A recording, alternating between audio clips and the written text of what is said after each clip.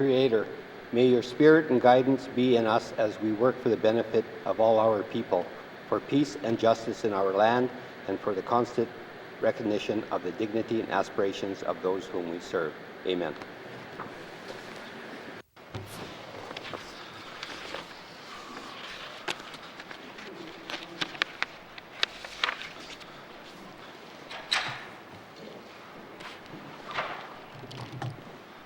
Minister statements, minister statements, minister responsive, Honourable Premier.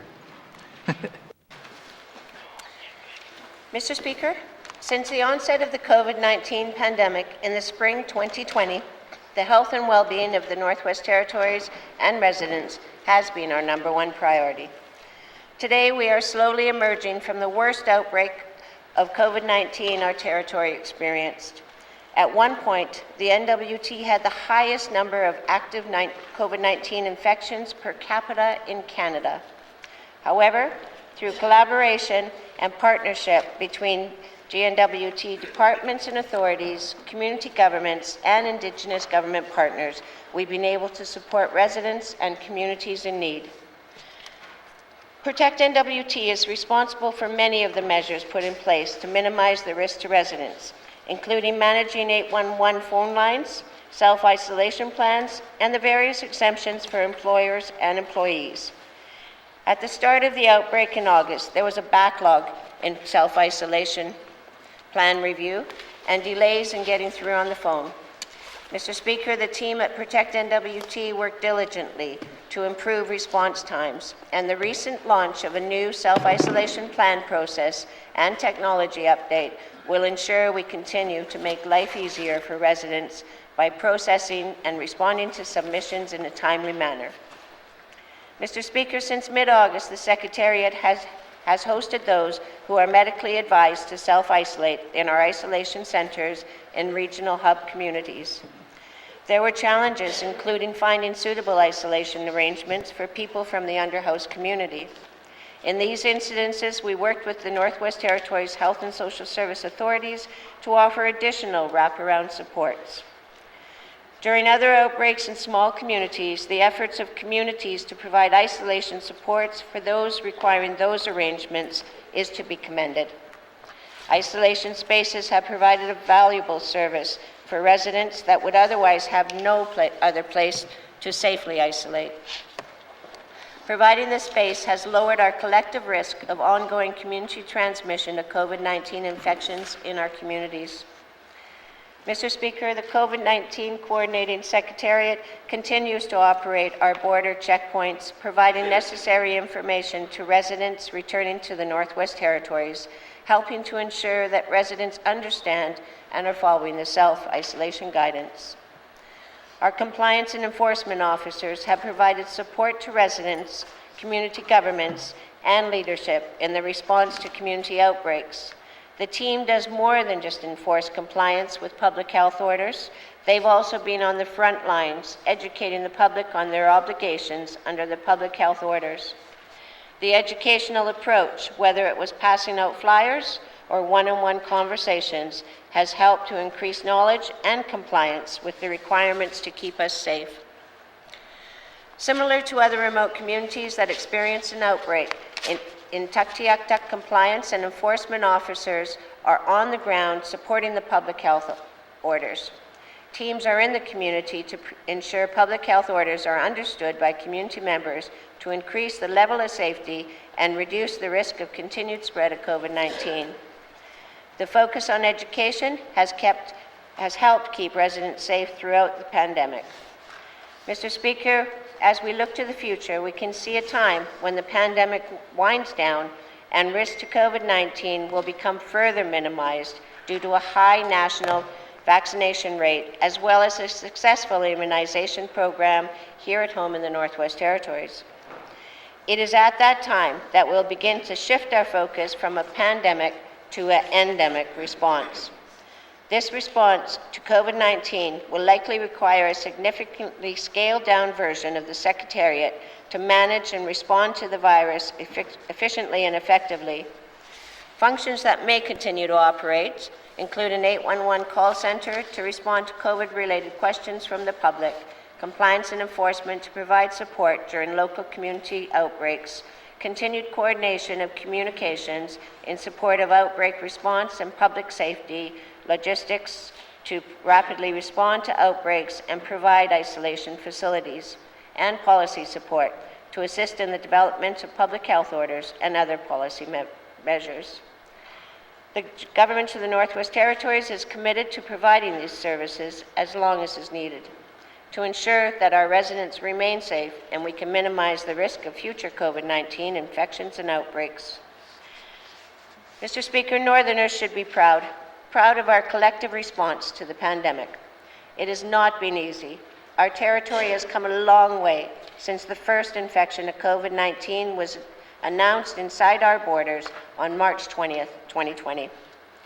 It's important we all continue to do our part and continue to follow the public health orders so we can stay as healthy as possible navigating this public health emergency to its end. Thank you, Mr. Speaker. Thank you, Honourable Premier. Minister statements. Minister statements. Minister responsible for Health and Social Services.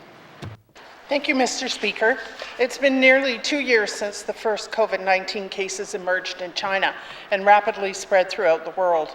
Throughout the course of this pandemic, we faced many challenges, yet we have been able to adapt quickly and respond when and where needed as we continue to learn about this disease. Vaccination has been an essential part of our COVID response. In June, we released Emerging Wisely 2021, a roadmap with specific vaccination targets that allow for the safe and measured easing of restrictions. This plan is based on data, and in the early summer of 2021, the data allowed us to reduce or eliminate self-isolation requirements for N.W.T residents based on their vaccination status. We continue to work in collaboration with Indigenous and community governments to implement vaccine campaigns at the territorial, regional, and community levels. Through this collaboration and by providing additional community vaccine clinics, 81% of the N.W.T population 12 years of age and older is now fully vaccinated. We have also had good uptake on third doses or booster shots for eligible residents over 18. This summer, Canada and many other countries around the world experienced a rapid rise in the Delta variant, a more infection variant of COVID-19. Due to increased travel in August, as well as larger gatherings taking place across the territory, the N.W.T began to see surges of COVID infections in some communities.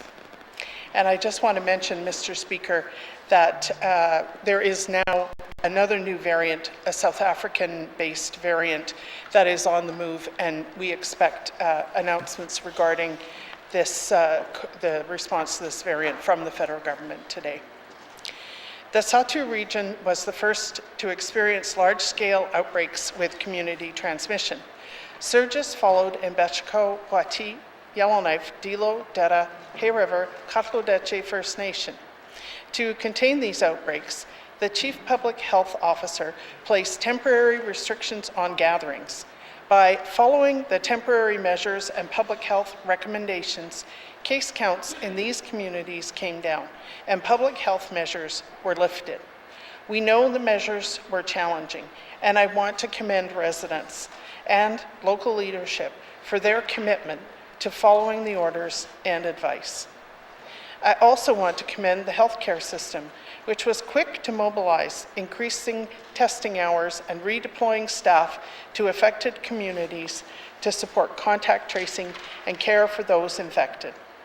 Due to staff shortages, we asked for and received additional staffing support from the federal government and the Canadian Red Cross. These outbreaks, including most recently in Tuktoyaktuk and Inuvik, combined with the fact that the 7-day average of daily new cases in Canada remains over 1,000, means that Emerging Wisely 2021 is still on pause. The Chief Public Health Officer is watching case counts here and across the country to assess the risk of importing COVID to the N.W.T via travel. Mr. Speaker, to improve early detection of COVID-19 and to help reduce the spread, we have implemented 2 new programs. The COVID-19 at-home student screening program, which launched last month, detects early infection among asymptomatic children, that is, children without symptoms, to prevent the spread of COVID-19 in schools. The program is being offered in 13 schools across the territory, including in Yellowknife, Bechico, Hay River, Inuvik, Dilo, Detta, and Tuktoyaktuk. These schools were selected because they are among the largest or most vulnerable to outbreak centers and have high housing density. Over 1,000 tests have been completed by student volunteers as of November 16th.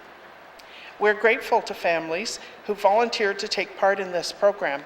It helped in the early identification and containment of COVID-19 cases among students at the East 3 Elementary School in Inuvik. And it is our hope that additional schools may be added in the future. The second program, Detect N.W.T, also implemented last month, provides an option for businesses and organizations to apply for rapid antigen tests, allowing them to run their own COVID-19 screening programs. Priority is being given to those who work in high-risk settings and workplaces, essential services, sectors that support economic and social activity, and to those who work with vulnerable populations.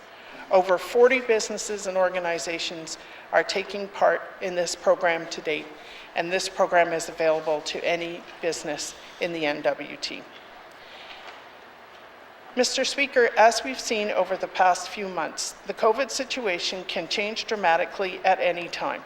This is why an N.W.T-wide mandatory face mask requirement and gathering order continues to be in effect this winter. Under the gathering order, non-essential businesses, organizations, for non-essential businesses and organizations, gatherings are limited to 25 people indoors and 50 people outdoors. Businesses and organizations may increase these limits by applying to vary from the public health requirements. This measure requires applicants to implement a proof of vaccination program in order to increase their gathering capacity. Residents attending the gathering or entering the business or organization space have to be fully vaccinated. To date, over 340 requests to implement the proof of vaccination program have been approved. And once again, this is a territory-wide initiative. Mr. Speaker, the surge in cases in communities across the territory, along with the public health orders issued to address these outbreaks, have not been easy for anyone. This is especially true for healthcare professionals across the N.W.T who've been working tirelessly as part of our COVID-19 response. Other parts of the healthcare system have felt the strain from COVID as well, as staff have been redeployed and shuffled around to assist where they are needed. Everyone has had to adjust and adapt. I thank our nurses, doctors, technicians, administrators, and all the healthcare workers in the N.W.T for their dedication and commitment to keeping us all healthy and safe. To do our part, we as residents must continue to follow public health measures and get vaccinated. I encourage anyone over 18 who was vaccinated 6 months ago or longer to get a COVID-19 booster shot. Booster shots give our immune system a boost and provide greater protection against COVID-19. In closing, Mr. Speaker, the federal government has recently approved the Pfizer-BioNTech vaccine for children over the age of 5, and we're beginning our vaccination campaign for this age group today. We know that schools are high-risk environments for the spread of COVID. Vaccinating school-aged children is vital to protecting them from the virus and to protecting others in their household, family, and community. This important step in our COVID response will help keep children safe and will help ensure schools remain open for in-person learning in the Northwest Territories. It will also protect the capacity of our health system and ensure it remains available for everyone who needs it. Thank you, Mr. Speaker.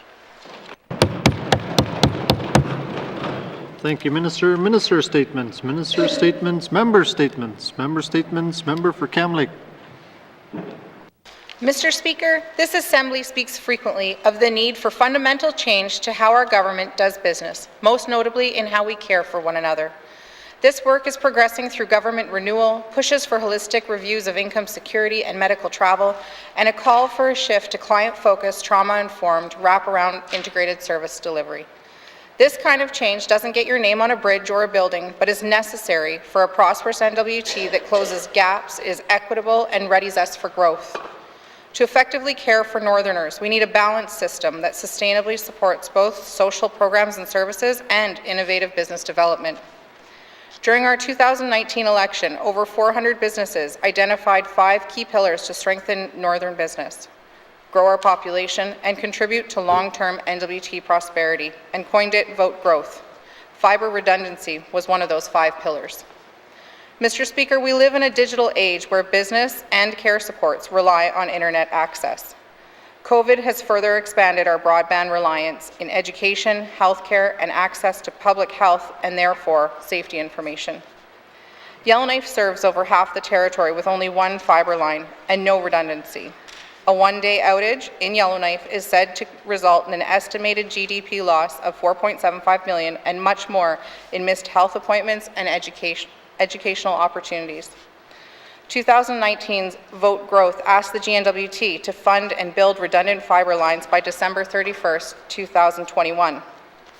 While completing this project in the next 35 days is not possible, yesterday N.W.T. announced its intention to pursue public funding for an Indigenous-owned submarine fiber line under Great Slave Lake. The company signed a memorandum of understanding with Northwest to collaborate on the fiber project and bring greater telecommunications resiliency to 9 communities in the Great Slave Lake region. The new fiber loop would provide added protection to services in 9 N.W.T. communities: Fort Smith, Fort Resolution, Hay River, Fort Providence, Beachco, Y.E.L.L.K.N.I.F., Detta, Dilo, and Yellowknife. But while both entities committed to significant financial resources, they require public sector funding to make this work, Mr. Speaker. This is a great news story for the whole territory, and I look forward to speaking with the Minister of Finance about achieving this milestone through an Indigenous-led partnership that results in Indigenous-owned infrastructure. Thank you. Thank you, Member for Cam Lake. Member statements, Member statements, Member for Thabatcha. Thank you, Mr. Speaker. Mr. Speaker, I'm going to speak today about a familiar issue, which is the Fort Smith Airport runway width. The last time I spoke about this, I brought forward a petition that was signed by 550 people and the entire elected leadership of Fort Smith, all of whom support my position in advocating for the reinstatement of the airport's runway's former width. Mr. Speaker, one thing that's very frustrating about this whole issue is hearing our government rationalize for making this move. I had discussions with parties at all levels about this issue, and something just does not add up with what I'm hearing from Northwestern Air Lease, the Department of Infrastructure, and even from our Member of Parliament. Our government has said time and time again that it did not receive direction from the federal government to change the width of the Fort Smith Airport runway. That argument, however, is somewhat misleading because our government has repeatedly pointed to the Transport Canada TP 312 Aerodome standards and recommended practices as the reason for the runway changes. These standards are part of the Canada's aviation regulations, which helps identify runway requirements for airports across Canada. Mr. Speaker, Transport Canada is a department of the federal government, and when they change or alter any aviation standards or regulations, it's federal law that all airports must comply with those new standards. I don't know what I'm missing, Mr. Speaker. Does that not constitute a federal directive of our government to act upon? Furthermore, Mr. Speaker, I understand that the Fort Smith Airport runway surface still remains at 60 meters in width. All that changed is the placement of new lights along the runway, which has created an artificially narrower airport than before. Maintenance costs remain the same. Mr. Speaker, I seek unanimous consent to conclude my statement. Thank you, Member for Thabacha. The member seeking unanimous consent to conclude her statement. Are there any nays? There are no nays. You may conclude your statement. Mr. Speaker, proper consultation was not done with the community of Fort Smith on this airport runway with change. The people of my community remain upset for how these changes were done. We feel that the government was not upfront with the intended changes that were to occur to the airport runway. I still believe that our government ought to reinstate the airport runway width to its former specifications. Logical, reasonable, and common sense decisions, are they possible with this department and this government? Thank you, Mr. Speaker. Thank you, Member for Thabacha. Member statements. Member statements. Member for Haverhill South. Thank you, Mr. Speaker. Mr. Speaker, I want to raise the issue of student busing. As you may be aware, student busing was suspended in Hay River for the first month of this school year. Mr. Speaker, it was unfortunate how the cancellation of busing materialized. What it did was create a possibility that some students would have no means of transportation to get to school. This forced the Minister of Education to conduct an investigation as to whether or not the decision by the Hay River DEA to suspend busing was a sound one. Mr. Speaker, the decision by the Hay River District Education Council was cited by the investigator as political. The decision failed to consider the student transportation regulations and lacked community consultation. Mr. Speaker, the Hay River DEA referenced a lack of funding for their decision, and there is no doubt in my mind that due to the drop in student enrollment over the years that the Hay River DEA is underfunded when it comes to student busing. However, we have legislation in place that provides the DEA and the DEC with authority to offer or not offer student busing, and we also have a set of criteria that must be considered when reaching such a decision. Mr. Speaker, regardless of the funding issue, the student transportation regulation sets out specific criteria when assessing whether or not busing should be provided. These regulations appear to have been ignored, otherwise the decision by the DEA would not have been to cancel busing. It was fortunate that the DEA and the DEC were able to find $400,000, which allowed busing to restart. Mr. Speaker, the issue of busing not only impacts the community of Hay River, but from what I hear, other communities such as N.W.T are grappling with the issue as well. It may be time to rethink how busing is managed. It may be that the department needs to remove it from the DEA's and the DEC's authority and operate as part of the department's overall infrastructure. Mr. Speaker, busing is an integral part to student learning. Without it, many students may not make it to school, something we want to avoid. I do not want the DEA to have to go through this every year, as it puts stress on students, parents, the busing contractor, and DEA members. Thank you, Mr. Speaker. Thank you, Member for Haverhill South. Member statements. Member statements. Member for N.W.T. Thank you, Mr. Speaker. Today I want to talk about cost of living in my riding and the cost of fuel that's going up. Everywhere across the N.W.T, we know this means the cost of living is going to be going up when the fuel is essential. Fuel transportation is to heat our homes, to hunt. Mr. Speaker, that we need fuel. And Mr. Speaker, we need the fuel prices. When it gets bad in the southern markets, we know it's just a matter of time before it comes north. 3 out of 4 of my communities in my riding have fuel subsidies, fuel set by our government of the Northwest Territories. As September 27, 2021, gasoline prices set by the N.W.T for Polituck, Ulakuktuk, and Sax Harbour were $1.94, $1.95, $1.93, respectively. Mr. Speaker, these prices are nearly 50 cents more than at the gas pumps here in Yellowknife. Even compared to last year, gasoline in Sax Harbour was only 17 cents cheaper.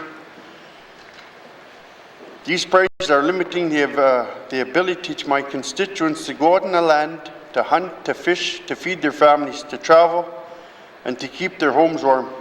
Every cent in increase is the price of fuel, Mr. Speaker. This has a serious negative effects to the people of N.W.T. Mr. Speaker, already we face the high cost of living in our communities. We have the highest costs in the Northwest Territories. We need our government to respond to the rising cost of living to the residents of N.W.T, Mr. Speaker. They need to address the cost of fuel. Is a good place to start. Mr. Speaker, I will have questions for the appropriate minister at the appropriate time. Thank you. Thank you, member for N.W.T. Member statements. Member for Yellowknife North. Thank you, Mr. Speaker.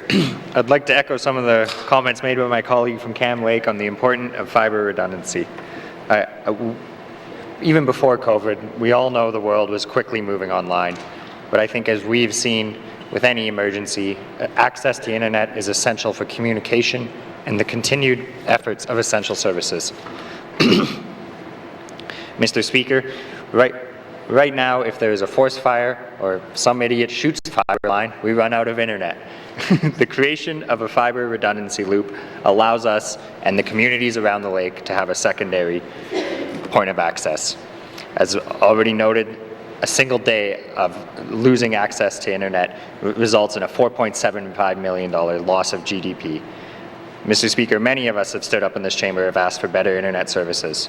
We know that our government owns the Mackenzie Valley Fiber Link, and just yesterday, we passed money to extend it to Tuktoyaktuk. There's lots of great work being done by our government, but more importantly now, we have Denton Cho and Northwest Tel working together with an MOU to build their own Indigenous-owned fiber line. Mr. Speaker, we have some expertise. We've created P3s. We know how to get some money out of the federal government in this area. Really all I'm asking is for a nice political win here, and I'll have questions for the Minister of Finance whether we can get all the parties together and work together to create that fiber redundancy. Thank you, Mr. Speaker. Thank you, member for Yellowknife North. Member statements. Member for Great Slave. Thank you, Mr. Speaker. Mr. Speaker, I'm tired. It's been a very long and exhausting week with serious debates in the House that have taken a lot out of me and my colleagues. Last night, after an extended sitting in the ledge, I was looking forward to heading home, snuggling in with my cats, and putting on some escapist TV to help myself unwind. However, this is not how my evenings seem to go these days. Rather, my evenings are spent speaking with constituents and residents over the impending staffing crisis at Stanton Territorial Hospital. This week in the House, I've tried to ask questions of the Health Minister as to how we found ourselves in this situation, referencing questions I sent her in the spring asking what the department was doing to address the increasing burnout of nursing staff I was hearing about. Fast forward 7 months, and those concerns and the warning raised have now come to fruition. The minister indicated that this was something that could not have been prevented, citing high wages and requests for vacation as the reason our OBS ward was being shut down, disrupting numerous families across the territory. I ask, how could this be a surprise or not preventable, given healthcare staffing was something we discussed over 2 years ago and felt was an important enough issue to include it in our priorities as an assembly? Healthcare workers have told me of survey fatigue and a lack of faith that any further surveys will have any effect on their working conditions. Conditions that included an increased workload due to COVID, that they no longer have the opportunity to take any breaks while on shift, or even have time to take a sip of water. An issue I may add is further compounded by the ridiculous requirement that the containers used meet a certain specification. I have to ask myself, with my knowledge of cronyism in the North, is someone's relative out there who sells these bottles and they are getting a cut? Or otherwise, I can't see any rationale for treating our professional staff like children. Issues at Stanton have been long in the making, transferring right along with the staff into the new building. Preferential treatment of locums, a toxic workplace and management, and inadequate staffing long predate COVID, which is a favorite excuse for this cabinet when they fail to perform. Now is the time for this government to take action and do what is right by our healthcare staff and for the people of this territory, and stop making excuses for their inaction. Mr. Speaker, I will have questions for the Minister of HR, as I'm hoping that I'll actually get some answers today. Thank you. Thank you, member for Great Slave. Member statements. Member for Mumfui. Morning, Mr. Speaker. Thank you. Okay. I am grateful to be working with the government of the Northwest Territories on the school built in Bichiko. This project is important to the community. Chief Jimmy Bruno School was built. It's almost 50 years old and was officially opened in 1972. Many of our elders, the past and the present, have said Chief Jimmy Bruno asked for a school to be built in his community so children do not have to travel in a barge across Great Slave Lake to attend residential school.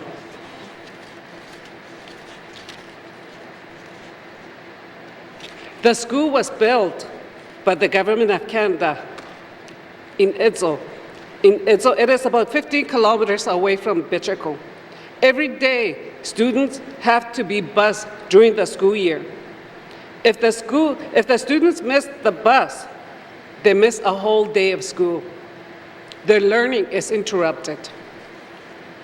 Mr. Speaker, Chief Jimmy Bruno School was built in Edzo without consultation. It was built based on what they thought was good for the people. Mr. Speaker, it is good to hear there is a commitment between the government of the Northwest Territories and Klitschko government to work together on this important project. It is good to know regular working group meeting will be happening. And it is important that the leadership are informed.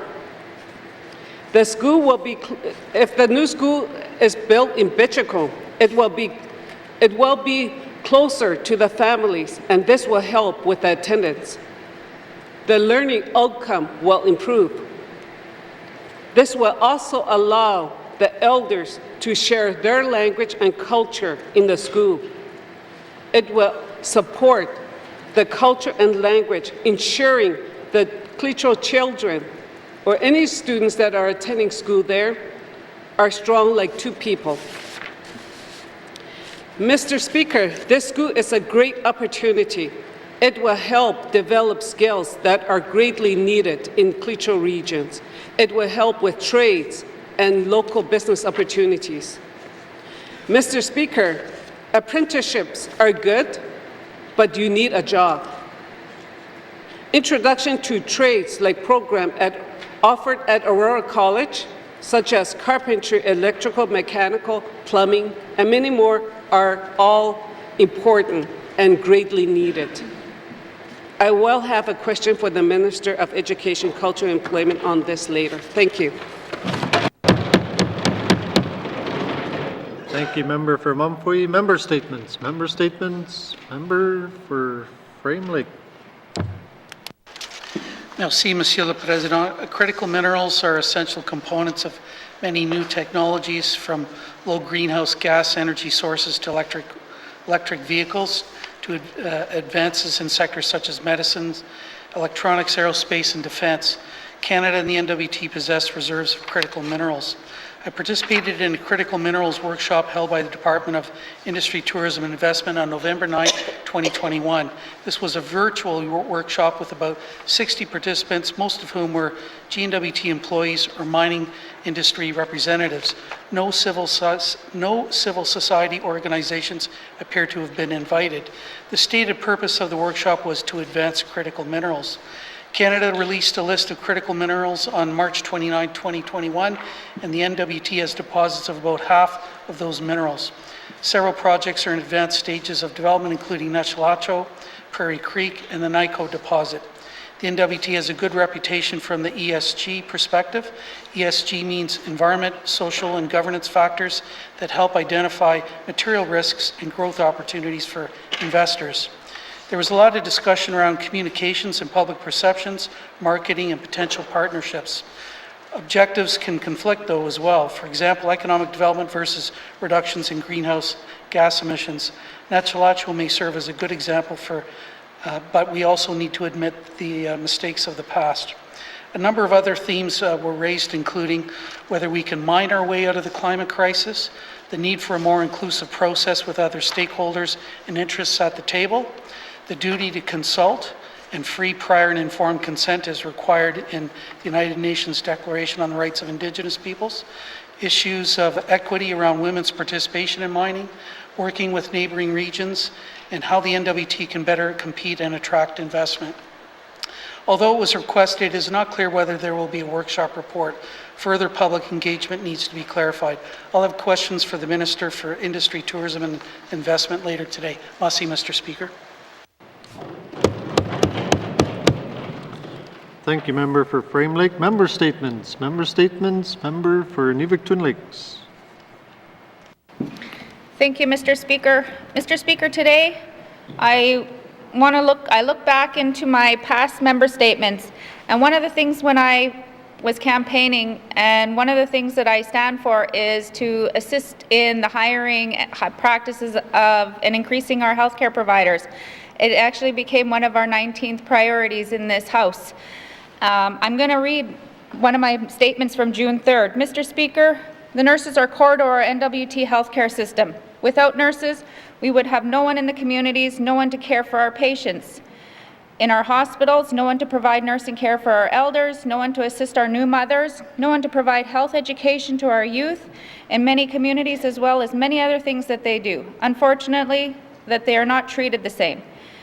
There is a nursing shortage in the country, and yes, it's hard to attract people to the north due to cost of living. Nurses are essential. What does this mean, Mr. Speaker? It means that when there's a pandemic and the entire territory gets shut to stay home, they have to continue to work. Nothing has changed for them. It means that if working in a hospital N.W.T and they wish to request time off, if there's no one to cover their shifts, they do not get time off. Mr. Speaker, we absolutely could not function our healthcare system without them. On May 29th, 2020, I also talked about the crisis of the healthcare hiring practices, and I directed those to the Minister of Finance with HR questions. You know, at this point, we're 2 years into it. I've been raising the issue. I fought hard to make sure that that became a priority, and here we are today, now with this closure of the obstetrics. We don't know, the Minister said yesterday that there is no further closures, but how do we know that? With the crisis that we're in and the nurses that are leaving, the nurses that have reached out to myself that said they're just on the edge of leaving and changing careers, this is a crisis. Our people are at risk in the Northwest Territories if we don't deal with this issue now. Thank you, Mr. Speaker. Thank you, Member for Nivik-Twin Lakes. Member statements. Member statements. Member for Nahende. Thank you, Mr. Speaker. Mr. Speaker, Raymond N.W.T was born on November 17, 1955, and passed away on August 21, 2021, after a long battle with his illness. Raymond was 65 years old. Raymond was one of 11 children to Denise and Baptiste N.W.T. Even though Raymond never married, he was a forever loving brother, uncle, and cousin. He was about adventure, travel, and work, but he still had unconditional love for all his family and friends. Raymond was a caring, passionate, loving, good-spirited, patient, great worker, and an outstanding person. Raymond had a great respect for the land and knew about the traditional ways to use the land and hunt. Even with his sickness, you could see him outdoors and always saying, this is so great to be outside. It would help his spirit and body. Raymond will be greatly missed and will be remembered by his family, friends, and many people who knew him. He left us with priceless memories, which we will cherish in our hearts. The family would like to express their gratitude for all the community's kindness and generosity at their time of grief. Special thanks to Father McLean for his spiritual leadership and guidance during this difficult time. As well, thank you to the Fort Simpson medical staff for all their help during this difficult time. He will be sadly missed, Mr. Speaker. Thank you, Member for Nahende. Our thoughts and prayers are with the family and community at this time. Member statements. Member statements. Returns to oral questions. Returns to oral questions. Recognition of visitors in the gallery. Recognition of visitors in the gallery. Acknowledgements. Acknowledgements. Oral questions. Oral questions. Member for Thabacha. Thank you, Mr. Speaker. Mr. Speaker, can the Minister tell us when the Department of Infrastructure received Transport Canada's new TP 312 Aerodome Standards and Recommendation Practices? And once received, how long did it take for the decision to be made to shorten the width of the Fort Smith Airport runway? Thank you, Mr. Speaker. Thank you, Member for Thabacha. Minister responsible for infrastructure. Thank you, Mr. Speaker. Mr. Speaker, the Department regularly reviews our airport infrastructure, received Transport Canada's new TP 312 Aerodome Standards and Recommendations, and once received, the Department regularly reviews our airport infrastructure and sizes infrastructure to meet our current and future regulatory and operational needs. When the Department submitted the application for the lighting replacement funding, it considered the process to determine the appropriate size of the runway infrastructure along with other changes to meet current and future needs using the new standards which came out in September of 2015. Included in this was the engagement with Northwestern Airlease, WestJet, First Air, NAV Canada, Department of National Defence, the Northern Air Transportation. So this process required approximately 10 months of review, engagement, and planning. So narrowing the width of the runway has not changed the level of service at the airport in which to continue to meet federal regulations. Thank you, Mr. Speaker. Thank you, Minister. Oral questions. Member for Thabacha.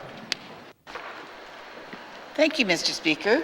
Mr. Speaker, can the Minister tell us if any other N.W.T. airports were changed or altered because of Transport Canada's new Aerodome Standards and Recommendation Practices? Thank you, Mr. Speaker. Thank you, Member for Thabacha. Minister responsible for infrastructure. Thank you, Mr. Speaker. Mr. Speaker, yes, we have changed multiple airports to meet the Aerodome Standards and Recommendation Practices when we have to undertake airport projects. Thank you, Mr. Speaker. Thank you, Minister. Oral questions. Member for Thabacha. Mr. Speaker, can the Minister give us an exact dollar figure as to the number of dollars saved in operation and maintenance costs because of a shorter Fort Smith Airport runway width compared to its former specifications? Thank you, Mr. Speaker. Thank you, Member for Thabacha. Minister responsible for infrastructure. Thank you, Mr. Speaker. Mr. Speaker, the current runway allows for more experienced snow clearing, including both the runway itself as well as outside the runway surfaces. So this would include approximately $10 million in savings for paving surfaces. Thank you, Mr. Speaker. Thank you, Minister. Final supplementary. Member for Thabacha. Mr. Speaker, will the Minister reconsider and take ownership for a bad decision and place the lights back to its original location and fill the gaps in the runway before the new surface overlay is initiated? Thank you, Mr. Speaker. Thank you, Member for Thabacha. Minister responsible for infrastructure.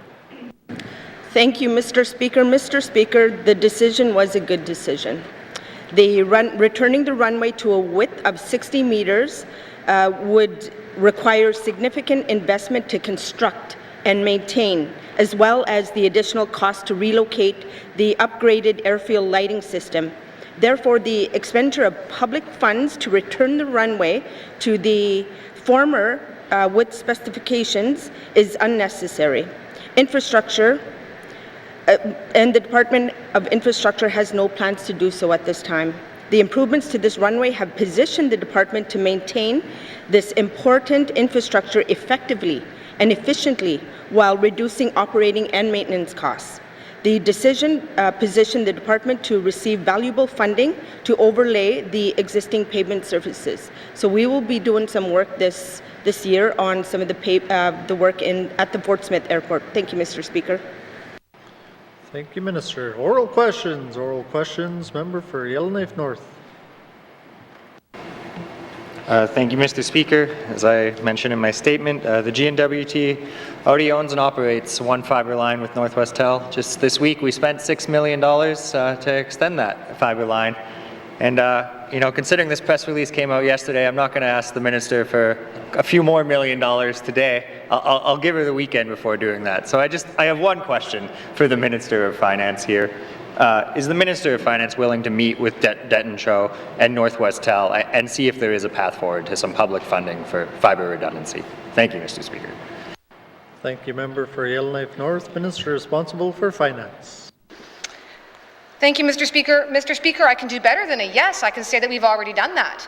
And I'm happy to continue those meetings. Mr. Speaker, I'm not totally surprised of the announcement that came yesterday. We don't necessarily always know, but I certainly had a sense that that might be a direction that these parties might be going. I was thrilled to see it. I think that's a good move for the Northwest Territories. Excited to see what will come with it, and always happy to know if there's an opportunity for the government to participate in projects such as this one. Thank you, Mr. Speaker.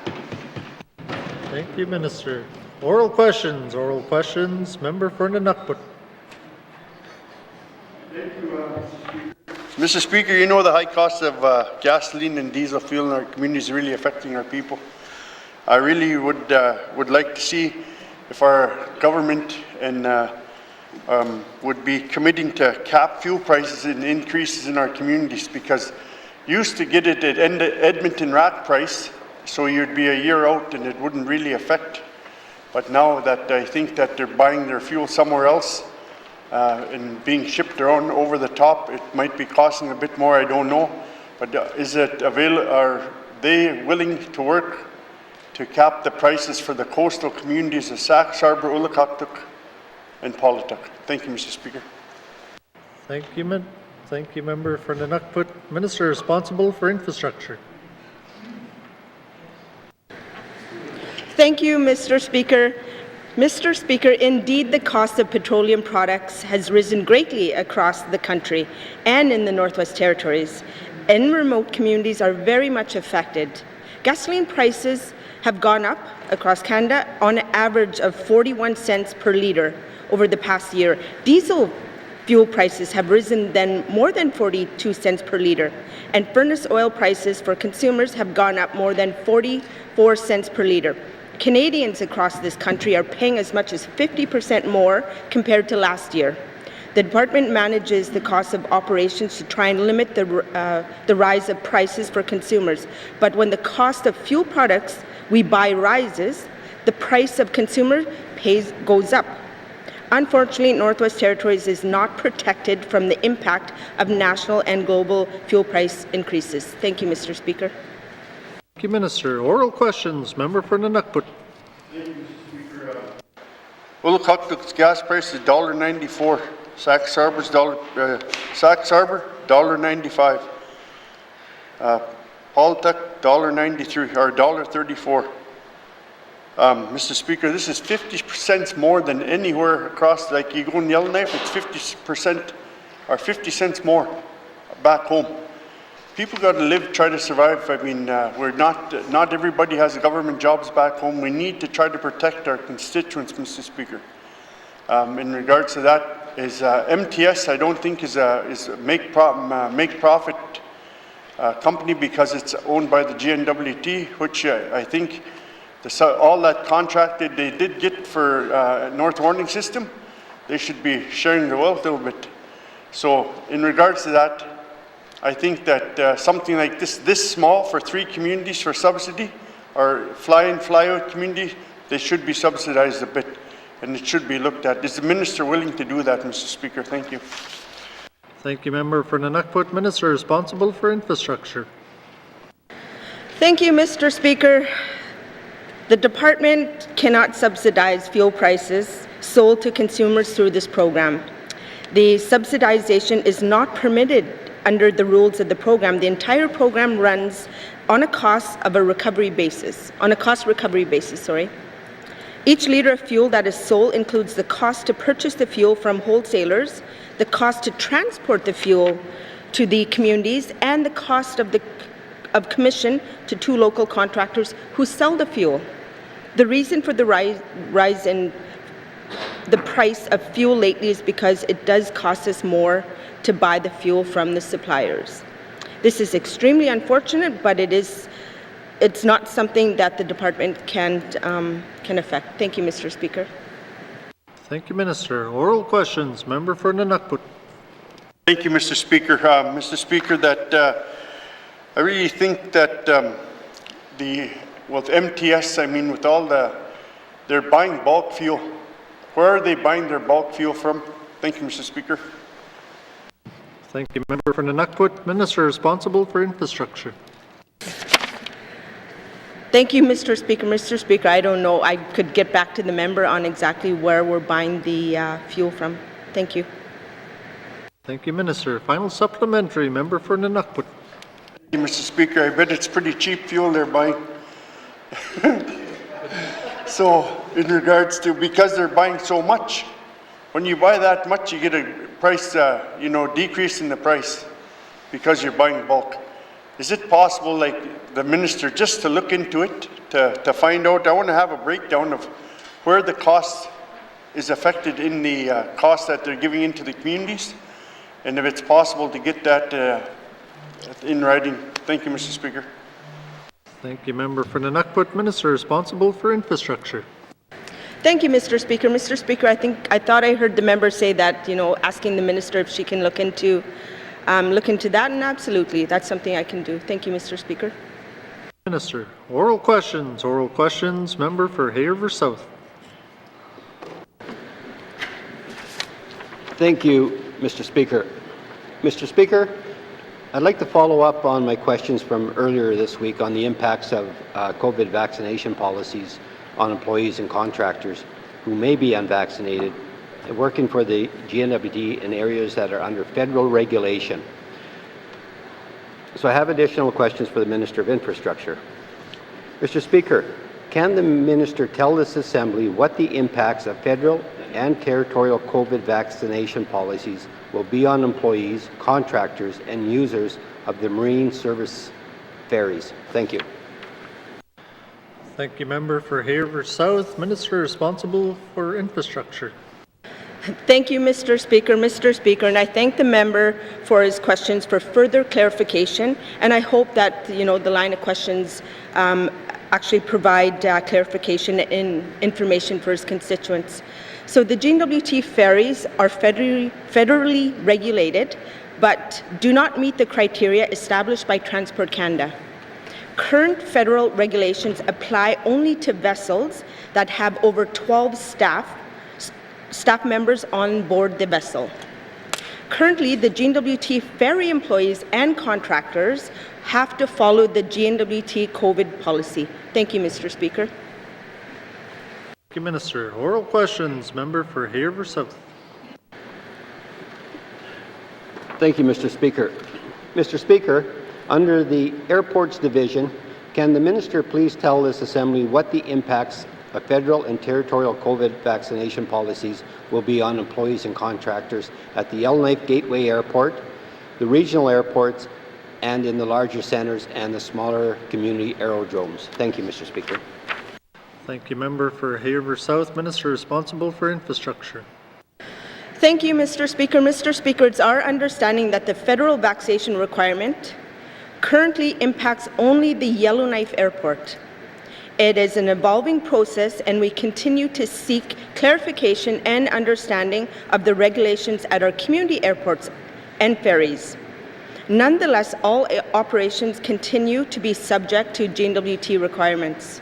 Effective November 15, 2021, all federally regulated employees, contractors, and other entities at the Yellowknife Airport are required to be vaccinated. The federal policy does not allow for accommodations such as wearing PPE and submit to testing. It is anticipated that Transport Canada will announce rules that apply to remote airports. All airports in the Northwest Territories other than YZF, once they complete consultations and engagements with remote communities and Indigenous governments. Thank you, Mr. Speaker. Thank you, Minister. Oral questions. Member for Hay River South. Thank you, Mr. Speaker. Mr. Speaker, barging is very important to the economy and well-being of the N.W.T, particularly in Hay River, the community that I, along with a member for Hay River North, represent. Can the minister tell this assembly how the crews working on the tugs and barges will be impacted by federal and territorial COVID vaccination policies? Thank you, Mr. Speaker. Thank you, Member for Haverhill South. Minister responsible for infrastructure.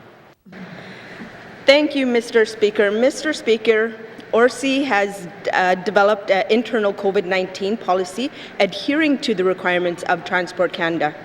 Only vaccinated employees will be hired. This covers all three unions, PSAC, SCY, and Guild. Effective November 30th, only vaccinated personnel will be hired for the next shipping season. Southern workers are required to be vaccinated to board an airplane. Based on the information gained from the 2021 season, Mr. Speaker, over 90% of ORCE hires are double vaccinated. Northern workers are required to be vaccinated to gain access to our facilities. Based on information gained from the 2021 season, like I said, we have 90% that are double vaccinated. So, Mr. Speaker, that's really good news because we've got a lot of work to do in the next sailing season. Thank you, Mr. Speaker. Thank you, Minister. Final supplementary, Member for Haverhill South. Thank you, Mr. Speaker. And prior to my question, I would just like to ask, people in the N.W.T that aren't vaccinated, to consider getting vaccinated as soon as possible. It'll save a lot of headaches for them and allow them to, get on with life in some way. So, for the question, Mr. Speaker, can the minister tell us what the impact on employees and contractors working at the MTS shipyard in Hay River will be if they are not vaccinated? Thank you, Mr. Speaker. Thank you, Member for Haverhill South. Minister responsible for infrastructure. Thank you, Mr. Speaker. Mr. Speaker, based on the federal regulation requirement, unvaccinated employees will not be hired. This affects northern and southern hires equally. I do want to add, Mr. Speaker, that COVID-19 has greatly affected our lives, our work, and our activities. Getting fully vaccinated as soon as possible is the best thing you can do to protect yourself, the people around you, and help us to get back to a life more like we remember before the pandemic began. Vaccination gives us all an added layer of protection against the virus and helps build our community immunity. Thank you, Mr. Speaker. Thank you, Minister. Oral questions. Member for Great Slave. Thank you, Mr. Speaker. Mr. Speaker, my questions are for the Minister responsible for HR. How can the Minister reassure staff at Stanton that it is worthwhile to participate in the current workplace survey being undertaken, given the inaction of the government to act on them in the past? Thank you, Mr. Speaker. Thank you, Member for Great Slave. Minister responsible for Finance. Thank you, Mr. Speaker. Mr. Speaker, the Employee Engagement Satisfaction Survey is actually done roughly every 2 years. And it was postponed when there was collective bargaining back in 2018 and then postponed with COVID-19. So it is actually a regularly done survey. As for what has been done with it in the past, this is the first one that's coming to me. So I can't speak to what may or may not have happened to it in the past, but it's the first one that I'm going to see. Mr. Speaker, Minister Green and myself had met already before the current crisis facing the obstetrics unit. We had met about what to do to better support the morale of the healthcare profession in the Northwest Territories. This survey was raised to me as one of the tools that we're going to have. So I am very keen to see what's in it. I do encourage the staff to fill it out, and I really do want to promise that we're going to do our best to act on it. Thank you, Mr. Speaker. Thank you, Minister. Oral questions. Member for Great Slave. Thank you, Mr. Speaker, and I appreciate the Minister's commitment to look at that, and she knows I'll be holding her accountable if nothing does come of it. So my next question is, what action is the Minister and her staff going to take to ensure that there is enough staffing at the hospitals such that workers are free to take their earned leave without guilt, keeping in mind that payouts are not the solution, as the nature of the work requires adequate time to recuperate given the trauma that is involved with the work. Thank you, Mr. Speaker. Thank you, Member for Great Slave. Minister responsible for Finance. Thank you, Mr. Speaker. Mr. Speaker, I sincerely hope that any public servant right now who is tired and exhausted and stressed is not going to stop taking the leave that they need to take. The fact that we're in a crisis right now in terms of the numbers of staffing at Stanton Hospital is not of the fault of the staff, and I do want them to continue to keep their leave. They need to take their leave. The crisis we're in started long before this month and long before last month, and frankly probably as a result of the fact that people are burnt out and they do need their time. So this is not the fault of staff. We do want to take responsibility here as the government for it. Both myself and Minister Green are looking at this. Again, the Department of Finance is responsible for recruitment. We've seen good success on recruitment in this fall. We've had a number of hires. They just haven't been hired to some of the critical spots that we needed to prevent what's going on in the obstetrics unit. But there is good results coming of those hires right now. So we're going to continue doing that work, continue getting ourselves out there, continue promoting the Northwest Territories as a place to come and start your career, and continue working with the graduates out of Aurora College, where again, tremendously good results in terms of hiring there. But beyond that, Mr. Speaker, there is always more to do, I have actually been asking in the last few days what other steps we can take with staffing on the human resources side to make sure we're providing the supports to the authority on looking at who's doing what roles, who's doing what positions, are there maybe other options that can be used to support the folks that are doing the frontline health work. So again, those are things being looked at actively in the moment. We're going to keep working on it until we find a solution. Thank you, Mr. Speaker. Thank you, Minister. Oral questions. Member for Great Slave. Thank you, Mr. Speaker. Mr. Speaker, I want to thank the Minister for her thoughtful answer. It's very important for the staff to be hearing from Cabinet that they take responsibility for what's been going on and that there is action that's going to happen. My next question is, what is the department going to do to compensate workers financially for the increased hazard of their work due to COVID, as other jurisdictions have? Will this financial compensation be retroactive? Thank you, Mr. Speaker. Thank you, Member for Great Slave. Minister responsible for infrastructure. Finance.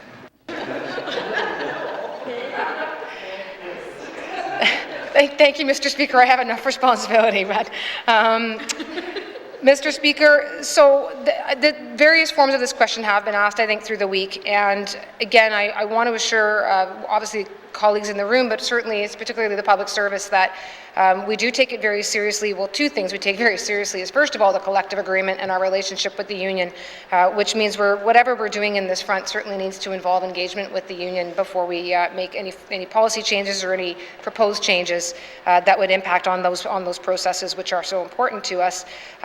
We've also been doing jurisdictional scans, so we are looking at what's happening in other jurisdictions. We do continue to be the second highest paid jurisdiction for a lot of our healthcare staff. Money isn't necessarily everything, and sometimes the situation that we're in can certainly change what's going on in terms of the kind of financing or financial supports people will need. So we're doing those scans, we're looking at where we're at, we want to be competitive, and we also want to send some positive messages to our staff. So we are right now, in real time, looking at whether there's some alternatives, but as I've said, there's a few things we have to consider, Mr. Speaker, and so that's part of the process that we're going through now. Thank you, Mr. Speaker. Thank you, Minister. Oral questions. Final supplementary. Member for Great Slave. Thank you, Mr. Speaker. I have a little tip for Cabinet. Stop saying that the highest wages are being paid in Canada when we have the highest cost of living. Thank you. Number 4, will the Minister provide details about where the federal money was spent that was intended for frontline workers during COVID? Thank you, Mr. Speaker. Thank you, Member for Great Slave. Minister for Finance. Thank you, Mr. Speaker. Mr. Speaker, the COVID money that was received from the federal government wasn't necessarily allocated for employees or staffing or specific to hazard pay or anything of the sort. There was a number of different very specific pots that we received funding under. This is what helped pay for our wastewater sampling program. This is what helped pay for isolation center costs. And we've certainly reported on those costs throughout the course of the pandemic. I will commit to getting another update to the House on where the costs have been incurred and on the different funding pools that we've been able to draw from. So that we'll make sure and put that before the House. I would expect we can probably get that before the session's over or soon thereafter. Thank you, Mr. Speaker. Thank you, Minister. Oral questions. Member for Frame Lake. Monsieur le Président, my questions are for the Minister of Industry, Tourism and Investment. I want to thank her for the invitation I got to the recent Critical Minerals Workshop. I noted that the workshop was even mentioned in the Premier's sessional statement. Can the ITI Minister commit to producing a public report from that workshop? Merci, Mr. Speaker. Thank you, Member for Frame Lake. Minister responsible for industry, tourism and investment. Thank you, Mr. Speaker. Yes, Mr. Speaker, I am more than thrilled to speak about this. It's a topic that, a little over a year ago when I took over this portfolio, critical minerals, although a huge issue in the world, wasn't necessarily being talked about with the same vigor that it is now here in the territories. So I am thrilled to say that we had this workshop and very pleased that the member was able to attend. And most definitely there will be a What We Heard report. I'm happy we got to the place of having a workshop with such a variety of attendees, but that's really just the first step. So there's definitely going to be a What We Heard report, and it's most certainly going to be public. Thank you, Mr. Speaker. Thank you, Minister. Oral questions, member for Frame Lake. Merci, Monsieur le Président. The Minister has kind of anticipated my next question, which, though I specifically asked about a workshop report, not a What We Heard report, but I'll leave that to her. I can confirm that it was an interesting event, but the participants came from a fairly narrow range of interests and perspectives. Can the Minister tell us what the next steps are in developing a Northwest Territories Critical Minerals Action Plan and how the public will be engaged? Merci, Mr. Speaker. Thank you, Member for Frame Lake. Minister responsible for ITI. Thank you, Mr. Speaker. Yes, Mr. Speaker, this whether it's a What We Heard report or workshop report, I sometimes don't like to get stuck in the semantics. We're going to have a report about the workshop. We're going to get it out to the public. It's going to outline some of the ideas that we heard from NRCan, Canada, the Government of Alberta, CanNor, the Clecho government, Detoncho, University of Alberta, Lakehead University. So very much looking forward to getting that out. Yeah, most certainly that, again, whether it's whatever type of title we give this report, that's meant to be a guide so that we can ultimately have an action plan so that we are positioned in the Northwest Territories to take advantage of the critical minerals rising that's happening across the world, because we have a lot of those critical minerals here in the Northwest Territories. Thank you, Mr. Speaker. Thank you, Minister. Oral questions, member for Frame Lake.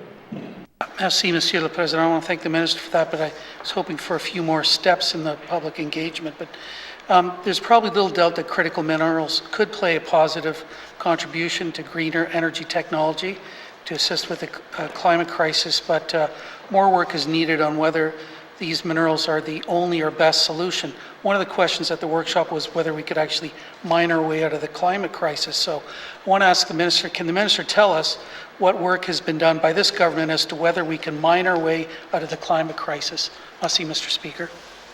Thank you, member for Frame Lake. Minister responsible for ITI. Thank you, Mr. Speaker. Mr. Speaker, the Government of the Northwest Territories has not suggested that we're going to mine our way out of the climate crisis. There's a fairly, in fact, the responsibility for climate change, the Climate Change Action Plan sits with my colleague behind me, but all of the departments, the L&R departments, Lands, Natural Resources, and ITI, we are working together collectively to see what opportunities we have to be part of adapting to climate change, responding to climate change.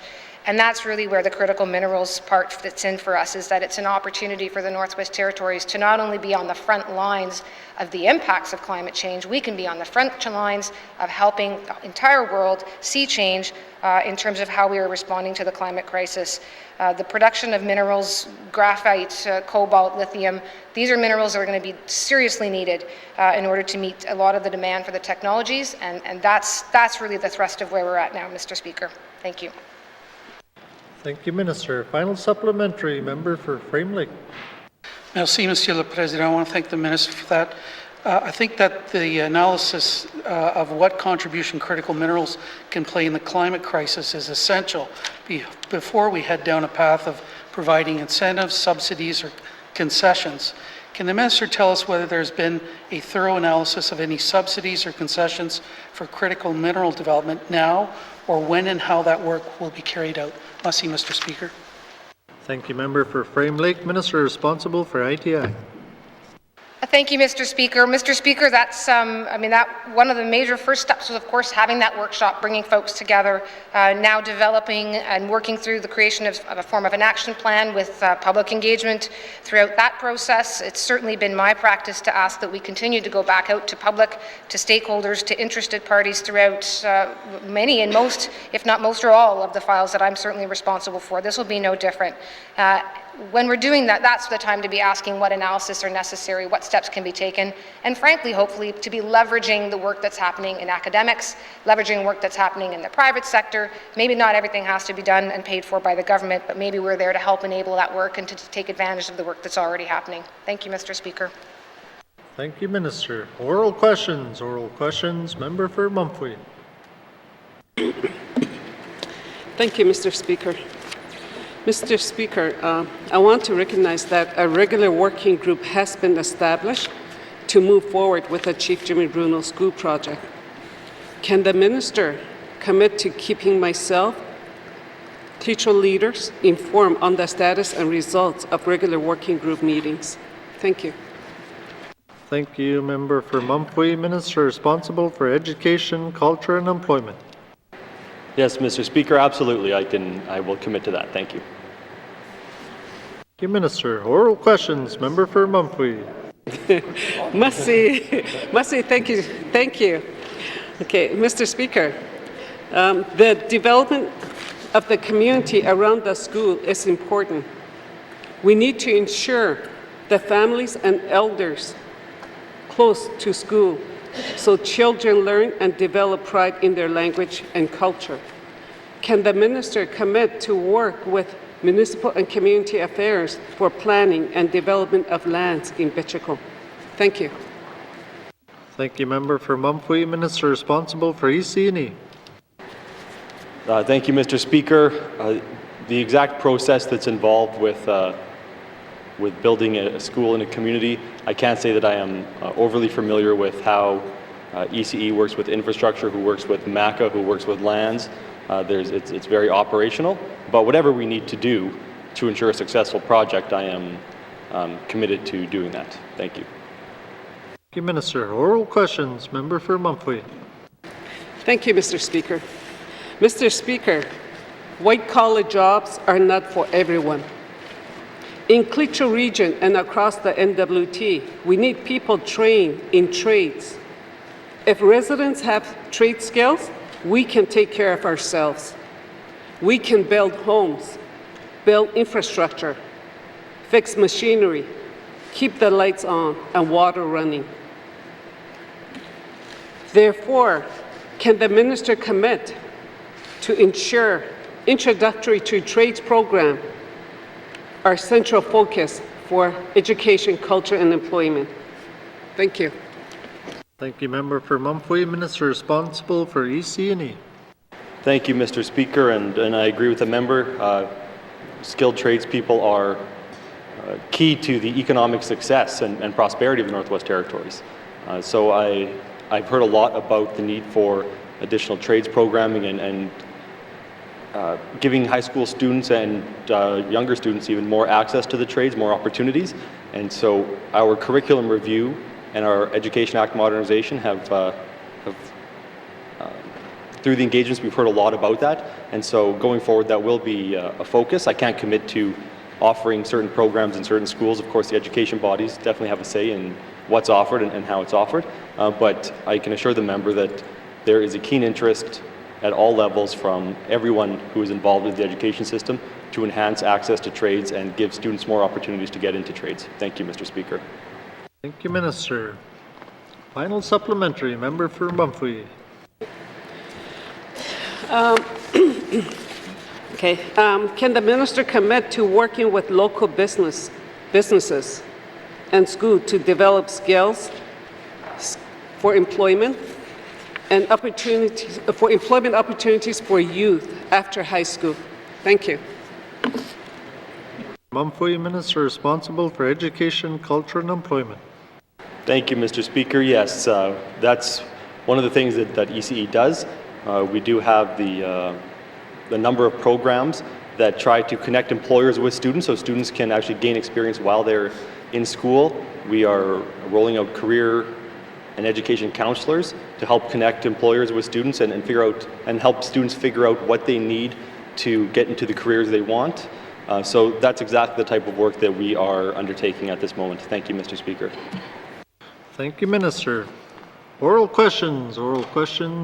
Member for Hay River South. Thank you, Mr. Speaker. And I have questions for the Minister of Education. Mr. Speaker, Hay River was fortunate to have busing restored this school year. We could go back and forth and point fingers, but it's best to learn from what went wrong and how to avoid those mistakes in the future. Our decisions must not take away from what works, but to make what works better. Mr. Speaker, can the Minister confirm if the $400,000 the DEA received from the DEC can be used for busing in future years, or does that $400,000 have to be spent this fiscal year? Thank you, Mr. Speaker. Thank you, Member for Hay River South. Minister responsible for EC&E. Thank you, Mr. Speaker. And so the member speaking about one of the issues that we spoke about in the summer when we were in this House, whether or not there would be money for busing. And at that time, I was of the mind that there would be more than enough money for busing because I knew what was in the bank. And as it turns out, the projected deficit of nearly $1 million was actually a surplus of nearly $1 million. So there was more than enough money for busing. And the DEA's share of that is, somewhere around $400,000. We do have a surplus and retention policy. We do want schools to actually spend money on education and not squirrel it away in the bank. But I do, as Minister, have the opportunity to allow DEAs to put money aside if they want to save up for future expenditures, such as busing. So yes, those funds I would allow the DEA to put aside and use in future years. And I just want to point out as well, Mr. Speaker, that this has been a long-standing issue, bus funding in Hay River. A few years back, there was a review of student transportation that was done. As a result of that, in the fiscal year 2018-2019, there was an increase to student transportation funding of $800,000 in the territory. That's around the same time that this surplus retention policy came into effect. And since then, every year since then, there has been more than enough money for busing. The problem is that the money comes after the budgets are set. The DEAs are not allocated those funds until they already have their budget and they've made decisions about busing. And then, come September, October, November, they find out there's actually a few $100,000 that they can use for busing. So that's really the heart of the issue. It's not the lack of funding, it's just the process. Thank you, Mr. Speaker. Thank you, Minister. Oral questions. Member for Hay River South. Thank you, Mr. Speaker. Mr. Speaker, one request I hear raised by many who cannot afford the busing fees put in place by the DEA is, can this government do away with the busing fees for students? If we ever expect N.W.T students to be at par with their southern counterparts, then we must do everything we can to give them a leg up. Additional fees is not one of them. Mr. Speaker, can the Minister confirm if his department is willing to consider doing away with student busing fees, not only in Hay River, but throughout the N.W.T, by taking that option out of the Education Act and regulations? Thank you, Mr. Speaker. Thank you, Member for Hay River South. Minister responsible for EC&E. Thank you, Mr. Speaker. Everything's on the table right now when we're looking at modernizing the Education Act. Any changes we make to the regulations have to be done in consultation with the education bodies. So it's not something that I can just do on my own. That being said, I think it's important to get rid of as many barriers as we can to students getting an education. And so ensuring that students can access transportation when they need to is one of my priorities. And whether that is an elimination of fees or whether that is a system where income is taken into consideration, I'm looking at those options for this government. Thank you, Mr. Speaker. Thank you, Minister. Oral questions. Member for Hay River South. Thank you, Mr. Speaker. Mr. Speaker, the Minister, in order to resolve the issue of whether there would be busing in Hay River had to take the unordinary step of conducting an investigation where it was stated that the Hay River DEA made a difficult decision on student transportation on the premise it had no other option. And the report went on to say, in doing so, the Hay River DEA failed to meet its legal and procedural obligations in making policy under the transportation of students regulations and delivered a decision that fails to meet the standard of reasonableness. Mr. Speaker, I would ask the Minister, in light of the overall report and conclusions by the investigator on whether or not the Hay River DEA fulfilled its duties under the Education Act and regulations as it pertains to student busing, what changes, if any, will be made so this does not happen again? Thank you, Mr. Speaker. Thank you, Member for Hay River South. Minister responsible for EC&E. Thank you, Mr. Speaker. And the fact that it came to this investigation is a symptom of some of the issues we have in the education system. The ambiguity in the Education Act, the massive responsibilities that local DEAs have without the appropriate, I guess, clerical and administrative support to carry out those responsibilities. And so I knew that there was these issues coming in to this assembly, and that's why I've said since day one that this busing issue is one of my priorities, and I want to address it before we are done here. So I am going to take steps to ensure that this doesn't happen again, and that includes working in collaboration with the DEA. I've spoken with the chair, and I've let him know that nearly $400,000 that the DEA received can, in fact, I'm willing to let them use that in future years in order to ensure that busing services are available. Thank you, Mr. Speaker. Thank you, Minister. Final supplementary, Member for Hay River South. Thank you, Mr. Speaker. Mr. Speaker, this government talks about reconciliation. Our communities talk about reconciliation. However, when I review the legislation concerning the makeup of Hay River District Educational Council, there is no requirement to ensure diversity. Hay River has a number of Indigenous governments, but these governments have no seats allocated to them on the Education Board, while our neighbours in Fort Smith have seats set aside for members appointed by the town, by Salt River First Nation, and the Fort Smith Métis Council. I believe if we would have some diversity, this busing issue would have been addressed in accordance with the student busing regulations, and we probably would have found money a lot sooner. Mr. Speaker, will the Minister consider exploring the option in consultation with the First Nations, Métis Government Council, and the town of Hay River, an arrangement similar to Fort Smith to ensure diversity on the Hay River District Education Authority? Thank you, Mr. Speaker. Thank you, Member for Hay River South. Minister responsible for EC&E. Thank you, Mr. Speaker. And with all things education, we're governed by the Education Act, and I believe it's Section 86 that allows for a petition to the Minister to make those types of changes. The petition would require either 50% of the adult population in a community or 50 adults in that community, whichever is less. So it's a relatively low bar for somewhere like Hay River. If there's a petition with 50 signatures to make these types of changes, then that can be considered. And I'm sure that the clerk's office could help the member put together a petition in no time. And I'm sure that he could get those signatures probably before the end of the sitting, because I know there's a lot of appetite to make those types of changes. But that being said, we all have to get along and we all have to work together. So we would ensure that the DEA, as well as those organizations that the member mentioned, were all on the same page. Thank you, Mr. Speaker. Thank you, Minister. Oral questions. Member for Thabacha. Thank you, Mr. Speaker. Mr. Speaker, further to my statement today, could the Minister of Infrastructure announce to this House which other community airports by name that were affected by the similar actions experienced by the community of Fort Smith? Thank you, Mr. Speaker. Thank you, Member for Thabacha. Minister responsible for infrastructure. Thank you, Mr. Speaker. Mr. Speaker, I don't have the names in front of me right now, but I can, in the House, perhaps next week, get those the communities. Thank you, Mr. Speaker.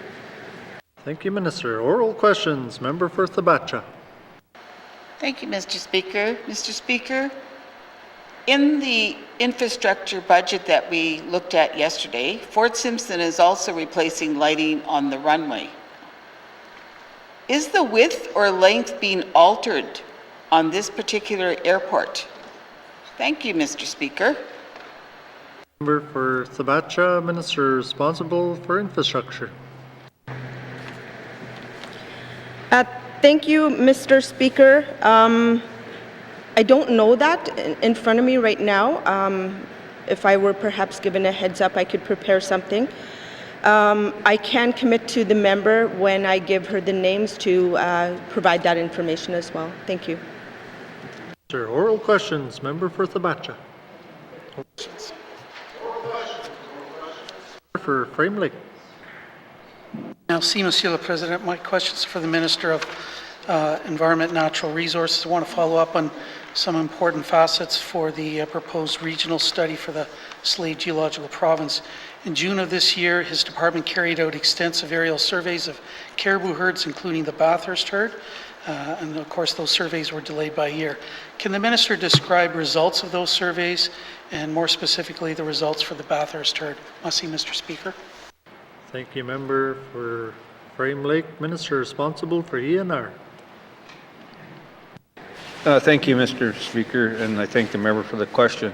This summer, ENR completed surveys to obtain updated population estimates for the 5 barren ground caribou herds, the Tuck Peninsula herd, Cape Bathurst herd, the Blue Nose East herd, and the Blue Nose West herd, and the Bathurst herd. Calving ground photos surveys were successfully completed in June for the Bathurst and the Blue Nose East herd, and a composition survey was done in October. The 2021 estimates for these two herds will be released shortly to all co-management partners and committee. In December, we are planning to meet with the Bathurst Caribou Advisory Committee and all interested Indigenous governments and organizations to discuss the new establishments and moving forward. So, Mr. Speaker, unfortunately I can't share it. We need to follow our process, and the process is work with our Indigenous partners first, then end committee, then make it public. Thank you, Mr. Speaker. Thank you, Minister. Oral questions. Member for Frame Lake. Merci, Monsieur le Président. I don't fault the Minister in wanting to follow due process, but of course the Bathurst caribou herd is at a critically low point, but our government continues to steamroll ahead with plans for an all-weather road that would inevitably cause irreversible harm to the Bathurst herd.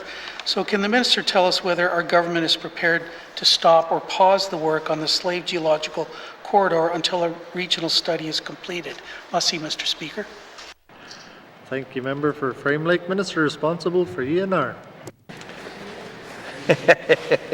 Thank you, Mr. Speaker. Mr. Speaker, yesterday I explained in this House the N.W.T can try to influence decisions. Regional studies unfortunately fall under the federal government's authority under the MVRMA, I believe that's what it is. Too many acronyms some days. The N.W.T has not developed a position on the regional study. Cabinet will seek input from regular members on potential positions once input has been received from Indigenous governments. So we're more than willing to work together collaboratively with our Indigenous partners to come up with a position. Thank you, Mr. Speaker. Thank you, Minister. Oral questions. Member for Frame Lake. Monsieur le Président, I want to thank the Minister for that. I'll try to give him a real gift here. All he has to say is yes. With regard, though, to the Slave Geological Province regional study, participant funding is going to be a central issue. And in the last assembly, my friend, the Honourable R.C. McLeod, said on March 2nd, 2016, we recognize the value of having our N.W.T residents participate in a lot of these processes. And I will commit to the member that I will continue to raise these issues with our federal counterparts. So my question to this minister is, does this government actually support the concept of participant funding, and is it prepared to push for participant funding as part of a regional study? Merci, Mr. Speaker. Thank you, Member for Frame Lake. Minister responsible for ENR. I can tell you that the N.W.T is talking to our Indigenous governments, the Nunavut government and the federal government in order to understand relevant views and interests about the GNWT's or the government's request and Teachel government's request. Any GNWT position will take into account the views of all parties and stakeholders, including MLAs. The GNWT has encouraged the federal government to consider federal funding opportunities, recognizing there should be a regional study move forward and significant federal finance support would be required, including participants funding. And you heard me yesterday, this here should be the federal government's responsibility because they are responsible for this very act. Thank you, Mr. Speaker. Thank you, Minister. Final supplementary, member for Frame Lake. Merci, Monsieur le Président. I want to thank the Minister for that. I guess I'll take it one step back. Does this government actually support the concept of participant funding in general for environmental assessment? And I'm hoping the Minister is actually going to say yes. Thanks, Mr. Speaker. Thank you, member for Frame Lake. Minister responsible for Environment and Natural Resources. Thank you, Mr. Speaker. Mr. Speaker, the only person that can speak for the government of the Northwest Territories is the Premier. What I can say, though, from ENR's perspective, yes, we want to work with our Indigenous governments. We need their input to move forward. It's very much about engaging in consultation with our Indigenous governments. So if he wants a government overall approach, he needs to ask that question to the Premier. But from ENR's perspective, we think participants need to work together. We need to get funding to work forward to address our issues. Thank you, Mr. Speaker. Thank you, Minister. Oral questions. Oral questions. Member for Yellowknife North.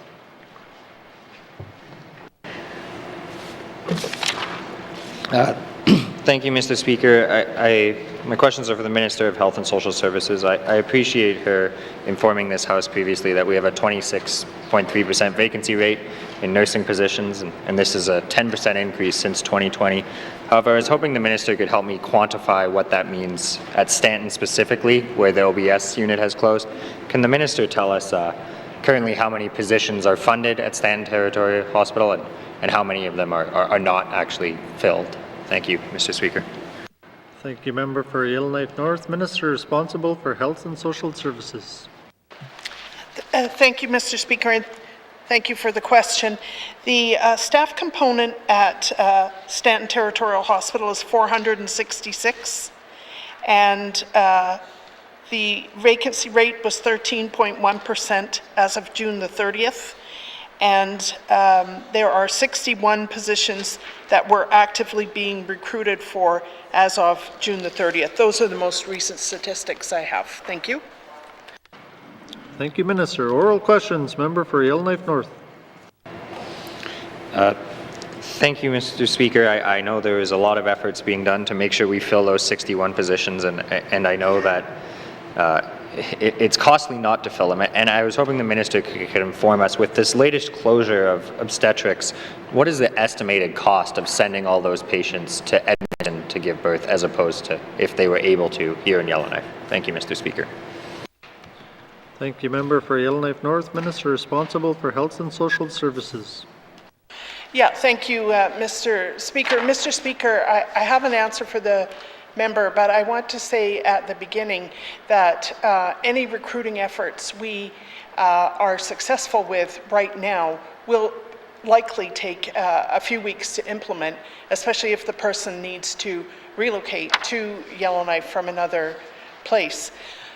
To the cost of sending the patients to Edmonton, it's our estimate that it will be approximately $12,500 for the patient and her escort to go to Edmonton and stay there for 28 days or 4 weeks. This cost includes flights, accommodation, transportation, and meals for the traveler and her escort. And those services may be augmented by the pregnant person's own employee benefit plans, if the person has those available to them, by the NIHB or by other employer benefits, depending on who they work for. Thank you. Thank you, Minister. Oral questions. Member for Yellowknife North. Thank you, Mr. Speaker. Just doing some on-the-fly math, I believe there was 90 Yellowknife residents. I know there were some Nunavut residents who were also affected, but 90 times 12,500 is $1,125,000. Can I just get a clarification on that 12,500 statistic? Is that the cost of all the medical travel and the accommodations? And does it include, I believe if we send someone to birth in Edmonton, Alberta Health Services is going to bill us back for those services. Does it include that number? And if not, what would that be? Thank you, Mr. Speaker. Thank you. Thank you, Member for Yellowknife North. Minister responsible for Health and Social Services. Yeah, thank you, Mr. Speaker. Mr. Speaker, I don't believe that this number includes the cost of service from Alberta Health Services. This is the medical travel cost. But I can find out what the billing would be, or at least a range. You know, some deliveries are very straightforward and others aren't, as we all know. And so that may also impact the amount of money that is spent with Alberta Health Services for their support. Thank you. Thank you, Minister. Oral questions. Member for Yellowknife North. Yeah, thank you, Mr. Speaker. I would appreciate the Minister following up with what we expect Alberta to bill us back. I know that they bill us back millions of dollars a year, and I expect that births, even one complicated birth, can get very expensive very quickly. And I guess my point here is that this closure is becoming a $1 million cost to us. I think that's quite clear. We're in that range. And I know it's been reported that the OBS nurses for years have been asking for an additional staff person, and there's some debate about whether that is needed. But I think this has proven that one closure is easily more than the cost of funding that staff position. So my question for the Minister is there a political win here where we can fund an additional OBS nurse and hope that this closure never happens again? Thank you, Mr. Speaker. Thank you, Member for Yellowknife North. Minister responsible for Health and Social Services. Yeah, thank you, Mr. Speaker. Mr. Speaker, I would like to say I hope this is a one-off, that I never have to stand here and talk about the obstetrics unit being closed again. In terms of adding an additional staff, I don't know where those discussions are at within the hospital. I do know that the number of births at Stanton has been declining over the last 3 or 4 years. I also know that they have a large number of vacancies at this point, so I'm not sure that adding another position is actually going to bring them another body, because we are in the midst of recruiting for those vacancies. So I think that this is a conversation that we need to have. Maybe the value of the fourth position over the long term is that people are more able to take their time off. So it's certainly something I'm interested in. Thank you. Minister, oral questions. Oral questions. Member for Kamloops. Thank you very much, Mr. Speaker. Mr. Speaker, understandably, members from this side of the House have been holding the Department of Health and Social Services to task this week in this House, but I just wanted to start off with a thank you. Today, during question period, my 2 youngest children were vaccinated against COVID-19, and I'm incredibly grateful to the Department of Health and Social Services for that. One of my jokesters asked me if this was his Christmas present, and it's probably not his, but it was definitely mine, so thank you very much for that. Mr. Speaker, my questions today are for the Minister of Health and Social Services. It is my understanding that staff surveys are done through the accreditation process for hospitals. What were the outcomes of the 2019 hospital or Stanton accreditation surveys in Yellowknife while they were going through that process? Thank you. Thank you, Member for Kamloops. Minister responsible for Health and Social Services. Yeah, thank you, Mr. Speaker. Mr. Speaker, I'm just going to say at the outset, there are quite a large number of surveys that involve the nursing staff. There are these accreditation surveys my colleague just mentioned. I have also mentioned the exit surveys for people who have resigned this year as healthcare professionals, nurses in particular, and that the Nurses Professional Association is doing a survey as well about issues that are leading to people's job dissatisfaction. So to narrow this down to the accreditation survey, there were 2 of them conducted in connection with the accreditation. One is the Canadian Patient Safety culture survey, and the other is the work-life pulse safety survey, pardon me. So for the Canadian Patient Safety Survey, the results show that the NTH SSA reported higher than the Canadian average in 3 of 8 survey dimensions, and 3 dimensions scored within 5% of the Canadian average under the dimensions that the NTH SSA scored lower than the Canadian average. So this is not easy to understand as I read it out here, but what I think it says is that the Canadian Patient Safety Culture Survey gave us a reasonable rating, where we were either above or on par in most areas. The Work-Life Pulse Survey reported higher than Canadian average results in 4 of 7 survey dimensions.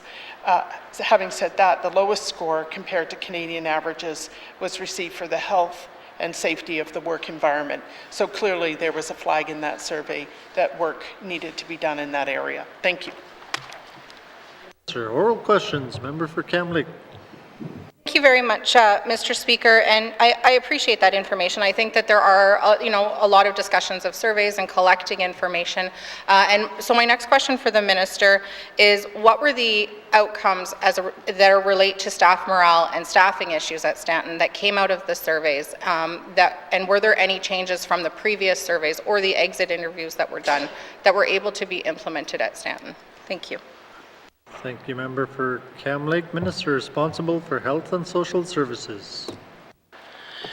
Yeah, thank you, Mr. Speaker. Mr. Speaker, it's my understanding that they took the information and made a communications plan to address the areas of weakness that were identified. As a result of that, they have bi-weekly all-staff updates. They have improved the use of internal communication platforms.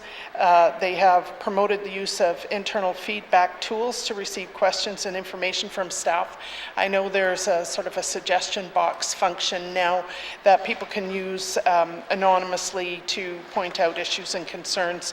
And it's my understanding that, in fact, these tools are heavily used, and that's been particularly the case during the COVID pandemic period. Thank you. Minister, oral questions. Oral questions. Member for Kamloops. Thank you very much, Mr. Speaker, and thank you to the minister for that.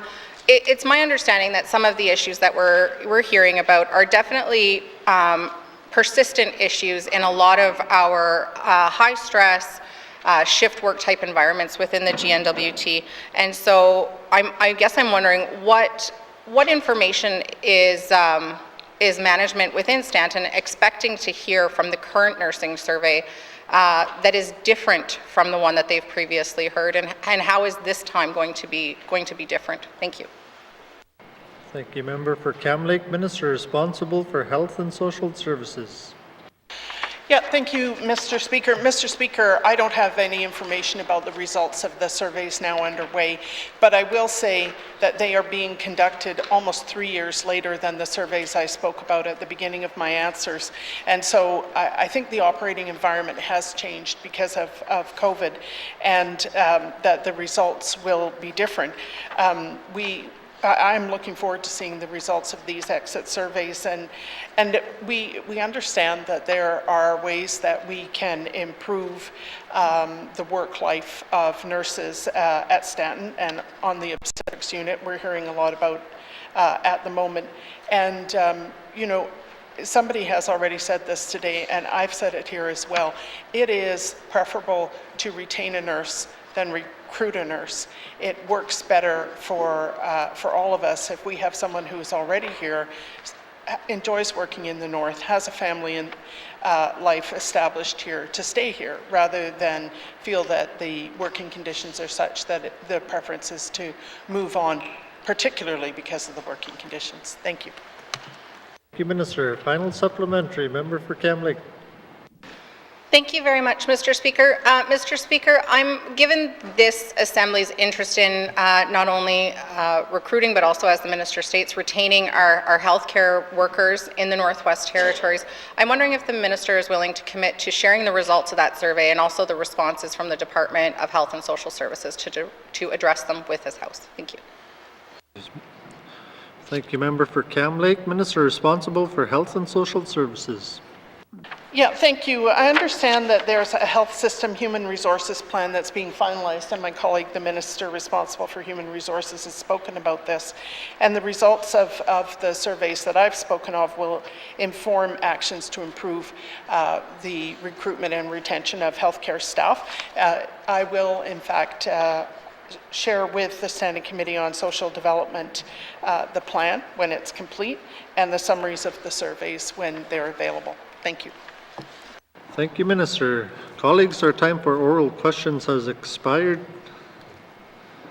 Written questions, returns to written questions, replies to Commissioner's address, replies to the Commissioner's address, petitions, reports of committees on the review of bills, reports of standing and special committees, tabling of documents, Minister responsible for Health and Social Services. Mr. Speaker, I wish to table the following document, plain language summary for Bill 40, an act to amend the Medical Profession Act. Thank you, Mr. Speaker. Thank you, Minister. Tabling of documents, Minister responsible for Environment and Natural Resources.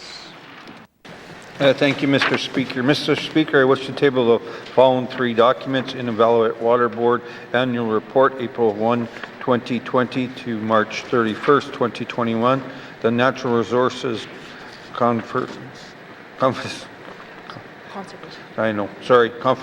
Conservation Trust Fund financial statement for the year ending March 31st, 2021, and N.W.T. 911 Annual Report 2020-2021. Thank you, Mr. Speaker.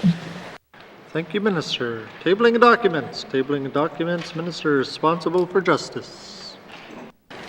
Mr. Speaker, I wish to table the following two documents: Legal Aid Commission of the Northwest Territories Annual Report 2020-2021 and Annual Report of the Activities of the Rental Officer, April 1, 2020 to March 31, 2021. Thank you, Mr. Speaker. Thank you, Minister. Tabling of documents, Notices of motion, Motions, Member for N.W.T. Thank you, Mr. Speaker. I move, second by the Honourable Member Thabacha, that Committee Report 17-19 brackets 2, Standing Committee on Government Operations, report the review bills of Bill 23, an act to amend the Public Utilities Act. Committee Report 18-19 brackets 2, Standing Committee on Economic Development and Environment, report review of Bill 24, an act to amend the Revolving Funds Act. Committee Report 19 brackets 2, Standing Committee on Economic Development and Environment report on review of Bill 29, Resource Royalty Information Disclosure Statute Amendment Act, be received by the Assembly and moved into the Committee of the Whole for your consideration. Thank you, Mr. Speaker. Thank you, Member for N.W.T. Motion is in order to the motion. Question has been called. All those in favour? All those opposed? Any abstentions? The motion is carried. These reports will be moved into Committee of the Whole for consideration. Motions. Notices of motion for the first reading of bills. First reading of bills. Second reading of bills. Minister responsible for Health and Social Services. Thank you, Mr. Speaker. Mr. Speaker, I move, seconded by the Honourable Member for Range Lake, that Bill 40, an act to amend the Medical Profession Act, be read for the second time. This bill amends the Medical Profession Act to allow a medical practitioner regulated in another province or territory to provide virtual care to patients in the Northwest Territories from a location outside the Northwest Territories. This may happen in the following ways. An out-of-territory practitioner may apply for registration in the Virtual Care Register and be issued a virtual care permit. An out-of-territory practitioner may practice under a limited exception where they have received a referral from the N.W.T. An out-of-territory practitioner may practice under an agreement between the minister and either the government or the regulatory of their home jurisdiction. The bill makes the associated necessary changes to the Act to facilitate these new methods of practice. The bill also adds a regulation-making authority to authorize the establishment or adoption of standards, practice, code of ethics, continuing competency programs, and scope of practice frameworks and guidelines. Thank you, Mr. Speaker. Thank you, Minister. Motion is in order to the principle of the bill. Member for Yellowknife North. Thank you, Mr. Speaker. I believe this is a number of things the department is doing to provide further virtual care to our residents. I just want to thank the minister for bringing this forward. During COVID, we made many steps in this direction, and now there seems to be a bit of a catch-up to change some of the regulations, adopt the software, and really be a leader in this area. So I will gladly support this bill at second reading. Thank you, Member for Yellowknife North. To the principle of the bill. Question has been called. All those in favour? All those opposed? Any abstentions? The motion is carried. Bill 40 has had second reading and is referred to a committee.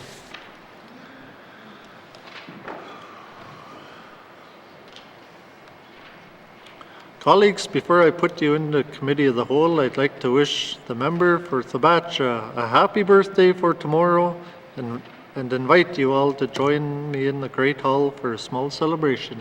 Happy birthday.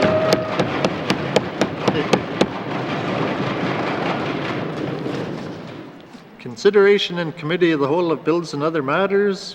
Bill 23, 24, 29, 30, 31, 32, 33, and 36. Table document 437-19 brackets 2. Table document 438-19 brackets 2. Table document 439-19 brackets 2. Table document 466-19 brackets 2. With member for Nevicton Lake signature.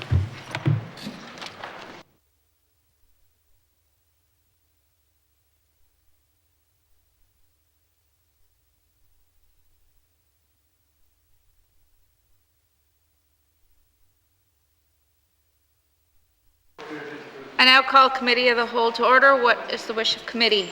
Member for Frame Lake. Thanks, Madam Chair. Committee wishes to consider table document 437-19 brackets 2, capital estimates 2022-2023, and we'd like to consider the Department of Health and Social Services and Municipal and Community Affairs. Thanks, Madam Chair. Thank you. Does committee agree? Thank you, committee. We will take a short break and then we'll resume with the first item. Thank you.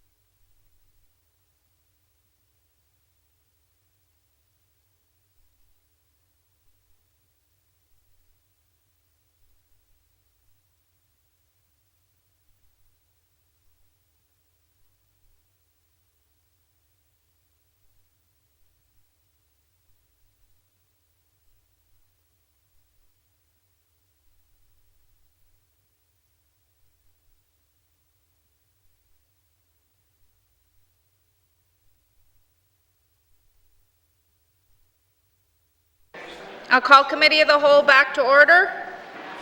Committee, we've agreed to consider table document 437-19-2, capital estimates 2022-2023.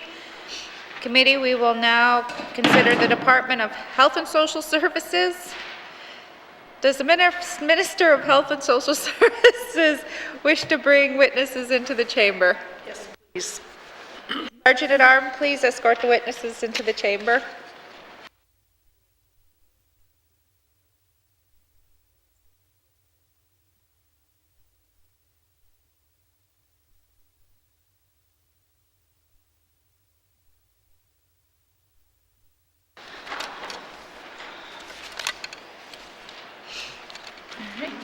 Would the minister please introduce her witnesses? Yep. On my left is Derek Elkin, the Assistant Deputy Minister for Corporate Services. And on my right is Perry Heath, the Director of Infrastructure and Planning. Thank you. Welcome. The committee has agreed to forego general comments. Has the committee agreed to proceed to the detail contained in the document? Committee, the Department of Health and Social Services begins on page 33. We'll defer the departmental totals and review the estimates by activity summary, beginning on page 34 with administrative and support services, information items on page 35. Questions? Member for Yellowknife North. Thank you, Madam Chair. I'm looking at about $3.5 million of various medical software. I really have no concern with what's presented here. My question is, it was my understanding that we were looking to replace our electronic medical record system, and I believe that was quite a costly endeavor, and I don't see that here. Can the minister just give an update as to what is going on with that process? Thank you. Thank you, Member. Minister of Health and Social Services. Yeah, thank you, Madam Chair. The member is correct. The current electronic medical record system has an end date, and it is necessary to replace it. And I believe that Mr. Elkin has been participating in that process and could give you an update. Thank you. Mr. Elkin. Thank you. So we've been given those by TELUS, who is the current provider of the EMR, that it will be sunset at the end of 2023. So we are currently doing the planning phase to what that would look like. They also indicated that they would support it beyond 2023, so we have a little extra time to plan on it. It's an opportunity to actually look at our current EMR and our other systems to maybe there's an opportunity to see what else we can roll into another solution. So we have a project team underway that's currently looking at it. Thanks. Thank you. Member for Yellowknife North. Thank you, Madam Chair. I'm glad. I know there's a couple different systems operating, and they don't always speak to each other the best. So I think this is a good opportunity, although probably a very, very expensive one, to look at all of our systems. As part of that project team looking at this, is it on their agenda a patient online portal? I think COVID has really pushed this to the forefront. And in many jurisdictions, you can log in and you can just see all of your vaccination statuses. You can see outstanding lab tests. And if we had something like that during COVID, it probably would have saved us a lot of headache in creating the vaccine passports and that data entry. Do we expect, or is it one of the priorities of buying a new EMR system that would be a function? Thank you, Madam Chair. Thank you. Member, Minister of Health and Social Services. Yeah, thank you, Madam Chair. Yes, indeed, it is a priority of a new system. It's not possible with our current system, and so it would be a great upgrade to be able to offer people direct access to their own records. Thank you. Member for Yellowknife North. I'm gonna sneak in one more that may be pushing the limits here. I know we have a number of software operating, but we still tend to fax records. This has caused a lot of problems. Are we going to end faxing? Do we anticipate any of the software we're buying or planning to buy will end that practice? Thank you. Thank you, Member Minister. Yeah, thank you, Madam Chair. Personally, I would like to recycle every fax machine in the N.W.T. But that may not be what the department has in mind, so I'll look again to Mr. Elkin to ask him about that. Thank you, Mr. Elkin. Thank you. Yeah, so we're currently over the last year doing a inventory of where all faxes are used, because our ultimate goal is, yes, to move away from faxes, but however, it's a matter of understanding how faxes are used and where we interact, particularly with the private sector, to make sure that we don't disrupt the patient care in doing that. So yeah, we are doing an inventory to understand how when they're used and how transition plan to move away from faxes. Thank you, Mr. Elkin. Are there any further comments under the Administrative and Supportive Service section? Member for Hay River South. Thank you, Madam Chair. Just looking at the Medifarm replacement, and I guess I don't know too much about that, so I'd just like an explanation of exactly what that is, and does that tie into, say, pharmacies as well, private organizations like that? Thank you, Madam Chair. Thank you, Member. Minister of Health and Social Services. Yeah, thank you. I'd again like to direct this question to Mr. Elkin. Thank you, Mr. Elkin. Thank you. So Medifarm is the in-hospital pharmacy system was used in Stanton, Hay River, and Inuvik. It was aged out and no longer supported. So when Stanton came on, we moved to a new system called BDM, and then the eventual plan was to move Hay River and Inuvik on as well. So Stanton's been completed, Inuvik's been completed last July, and Hay River is scheduled for next year. And that's really within the hospital itself. Actually, to answer your question, I don't know if it connects with the private pharmacies, but it's really around pharmacy management and distribution within the hospital and inventory control to better make use of the staff time and for be more efficient of mapping pharmaceutical use in the hospital. Thank you. Member for Hay River South. Thank you, Madam Chair. So if somebody in Stanton wants information from Hay River or Inuvik, they can pick up that information. That information in those other two communities would be available to them. Thank you, Madam Chair. Thank you, Member Minister. Thank you. Please address the question to Mr. Elkin. Mr. Elkin. At this point, I don't know what the interoperability be between the three sites. I assume since they're on the same system, that's one of the ultimate goals, but right now they won't be communicating at this point, but I think that's the ultimate goal, to be on the same system, but we'd have to confirm that.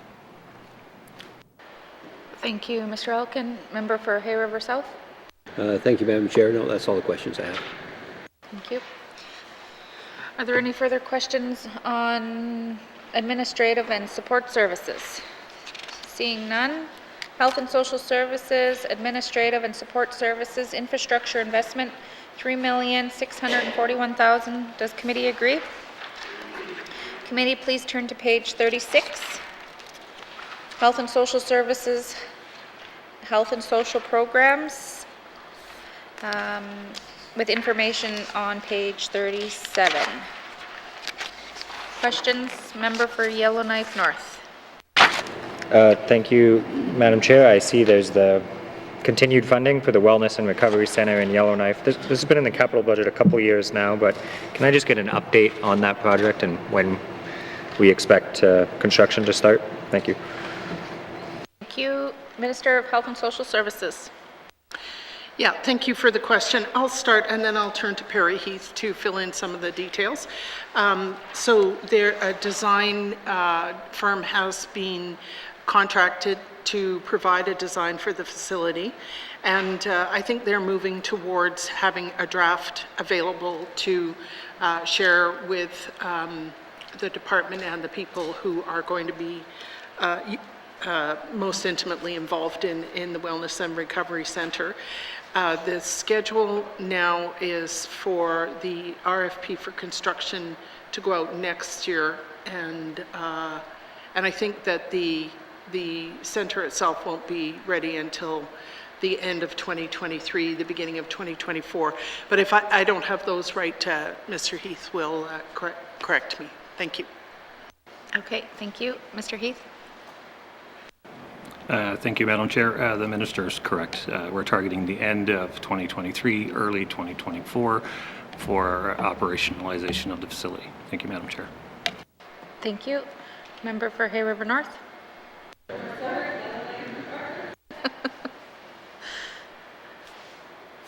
Yellowknife North? Not planning to move to Hay River anytime soon, Madam Chair. I know there's endless debates about day shelters. Can I just get clarification that the site has been selected, the one beside, I'm going to call it beside St. John Ambulance across from True Value? Is that the site that has been selected? Is that a finalized decision? Thank you, Madam Chair. Thank you. Minister? I haven't heard that it's finalized, but we're going to have to finalize it soon if we haven't already, because we have to apply for a permit to the city. So we can't do that on the basis without having a firm location. I'll ask Mr. Heath to confirm where we're at with the site selection. Thank you. Mr. Heath? Thank you, Madam Chair. It is our intention to submit a development permit application in the upcoming months for the site that the member referenced. Thank you, Madam Chair. Thank you. Member for Yellowknife North? Thank you, Madam Chair. I guess I want to ask, can the Minister speak to work being done to make that process easier?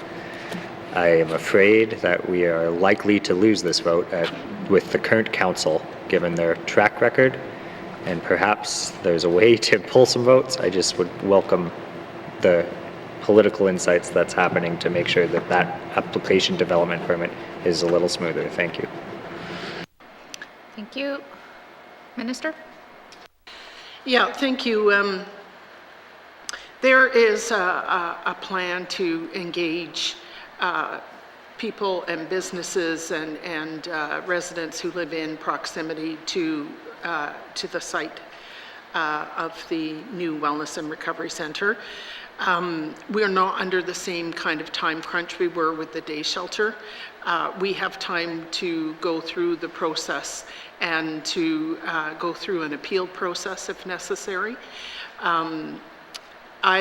I can't predict what council's going to do with that. I mean, obviously, we will present all the information we have about the centre and what it's for and who will use it. And we'll just have to wait and see what council makes of all of that. Thank you. Thank you, Minister. Member? Lastly, Madam Chair, I know we have either purchased or rented, or we're using the Cleacho all-season construction as a temporary day shelter, which my understanding is intended to run until this one is complete. Can I just get clarification whether that money is found in the capital budget or the O&M budget, or whether that's coming forward through a SUP? Thank you. Thank you. Minister?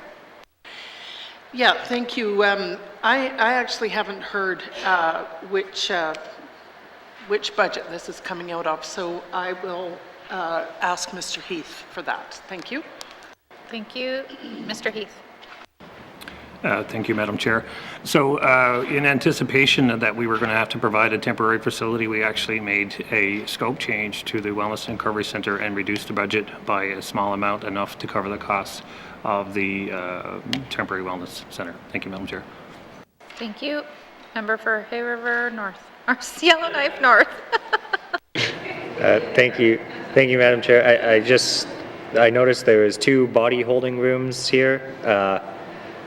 Can I just get a bit of an explanation of why we're building body holding rooms? Are they required in all communities now? Is there some sort of standard that's kind of spurring us? I just would like a little bit of clarification there. Thank you. Thank you. Minister? Yeah, thank you. Body holding room is the 2021 terminology for morgue. And health centers built prior to 2012 did not have any kind of refrigeration room. for handling deceased, for the community to do the preparations, or for the deceased to be have the remains stored until going out for autopsy or burial elsewhere or whatever.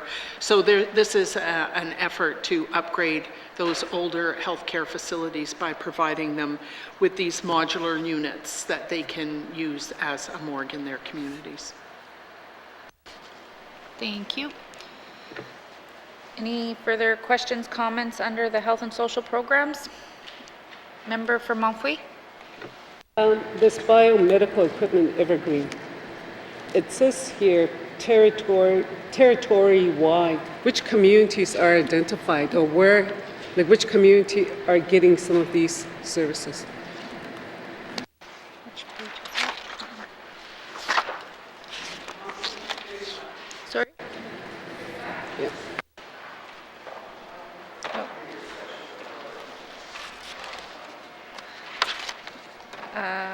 That section we've already passed that section and agreed to move on.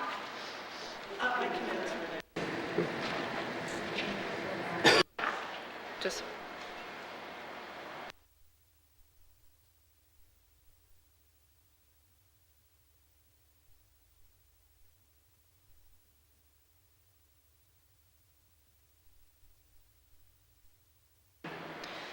Minister?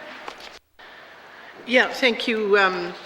The biomedical evergreening is things like mammography and x-ray machines, ventilators, anesthesia machines, patient monitoring machines, the ones that you see in hospital rooms, lab analyzers, and those whenever you think of machinery in a health context, that's the equipment we're talking about evergreening. And so I don't have a breakdown by community. The equipment exists in different communities to different extents, depending on whether they have a hospital, they have a health center, or whether they have a health cabin. But if you want a specific breakdown for your region of which equipment is being evergreened, I can request the department to provide that. Thank you, Minister. Member for Montfouille, did you have any further questions? Thank you. Committee, we'll turn back to page 34. Health and Social Services, Administrative and Support Services, Infrastructure Investment, $3,641,000. Does committee agree? Okay, and we'll go back to Health and Social Services, Health and Social Programs. Any questions, comments? Okay, so Health. Member for Hay River South. Thank you, Madam Chair. Just to get back to the body holding rooms, I see that I don't think these are the first ones that we've seen the department build, and I guess I just want some idea of are we looking at additional communities that are going to have that requirement? Thank you, Madam Chair. Thank you, Minister. Yeah, thank you. As I said, the body holding rooms are required in communities that have health centers that were built prior to 2012. And you're right, there have been body holding rooms installed at other points. We've seen them in the budget before, and now we see that there's going to be one for Delaney and another for Fort McPherson.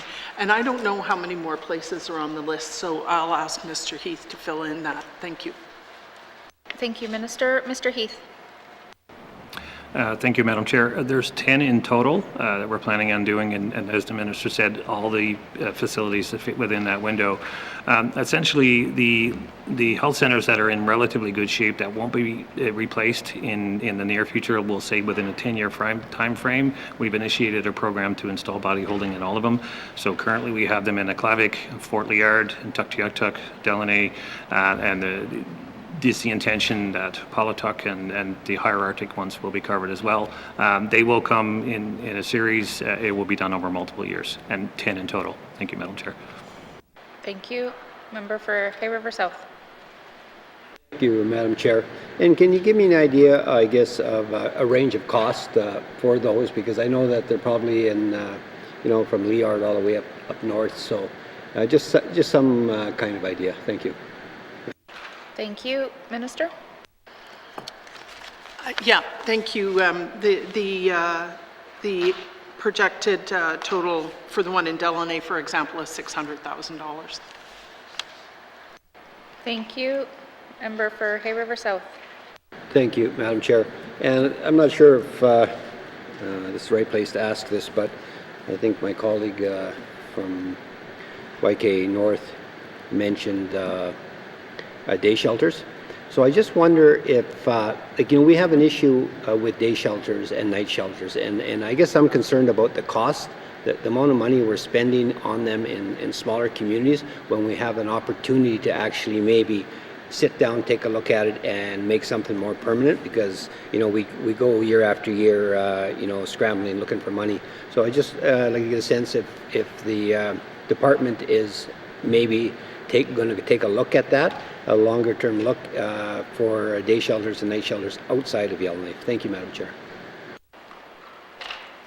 Thank you, Member for Hay River. I'll let the minister entertain that. Thank you, Madam Chair. This is really more of an O&M expense at this point, because we're contracting other service providers to provide the day shelters, and housing is contracting them for the night shelters. I understand what you're saying about whether there's some point at which building a facility would make more sense. And I'm certainly happy to have those conversations. But I would just say that within the scope of our existing budget, I would say that we have more urgent priorities, such as the long-term care units, for example, where there is no Plan B that is owned by somebody else that we can use. So it's not a firm no, but it's not very high up the list from my point of view. Thank you.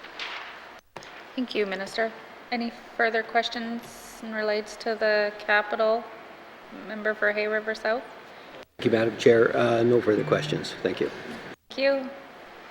Members, any questions under the health and social programs?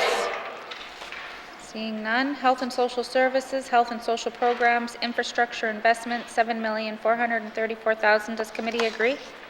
Agree. Thank you, committee. We'll now turn to health and social services, long-term and continuing care on page 38, with information items on page 39. Questions? Member for Great Slave. Thank you, Madam Chair. Madam Chair, can the Minister Department tell us where the Stanton Legacy building renovations are at, and is this the last time that we'll be seeing this item in the budget? Thank you. Thank you, Member. Minister of Health and Social Services. Yeah, thank you. Renovations at the Stanton Legacy project are going to be wrapping up next year. There will still be a need to staff the Legacy project for the long-term care, additional long-term care beds. So it's not going to disappear from the budget altogether. But I think this will be the last year of renovation costs for that project. Thank you. Thank you, Minister. Member for Great Slave. Thank you, Madam Chair. Madam Chair, can the Minister or the Department commit to providing us with sort of their lessons learned, where the budget went, etc., with the Stanton Legacy building, and see, are we on track with that? Thank you, Madam Chair. Thank you, Member. Minister. I'm going to take on track to mean on time, on budget, and to the best of my knowledge, it is on time and on budget. And in terms of the lessons learned, I think that's standard practice, but we're not at that stage yet. Thank you, Minister. Member for Great Slave. Thank you, Madam Chair. If we could see that information, I did ask for a commitment for it to be shared. Thank you. Thank you, Member. Minister. I can send the member notification that it's on budget and on time. Thank you. Thank you. Thank you, Madam Chair. That was more about asking for the lessons learned, which now stands to be a bit of a standard thing going forward. Moving on, I just wanted to ask for an update on the Avens Pavilion and Kitchen and Laundry. I know that it's slated to be completed in 2023, but does have a significant component of fundraising from the actual centre itself. So is it on track to be constructed as needed? And if not, will the department be looking to provide additional funding if the community fundraising does not meet expectation? Thank you. Thank you. Member Minister. Thank you. This is a project of the Avens Society itself, and it's not a project of ours. Our contribution to the project is for the laundry and kitchen upgrades. In terms of the timing of the project and their fundraising goals, I have no information on that. Thank you. Thank you, Minister. Any further questions under long-term care and continuing care? Member for Yellowknife North. Thank you, Madam Chair. Committee has reviewed the long-term care strategy and the work, and there's been some varying needs assessments, but I guess there's 136 beds here in the capital budget. Do we have a rough estimate of what that then costs to operate in the O&M budget, or can the Minister just speak to some of the O&M costing that each of these beds puts on the budget? Thank you. Thank you, Member. Minister? Yeah, thank you. I don't have that information with me, but I'm going to look at Mr. Elkin to see if he can give us an estimate. Thank you. Mr. Elkin. Thank you. As the Minister mentioned, we'll be coming back to the 23-24 main estimates process for the operating costs to staff, for example, the Stanton Legacy. But we do have projected a very rough estimates of what the cost of operating per bed would be for each of the facilities based on current staffing models. Those will change as we fine tune.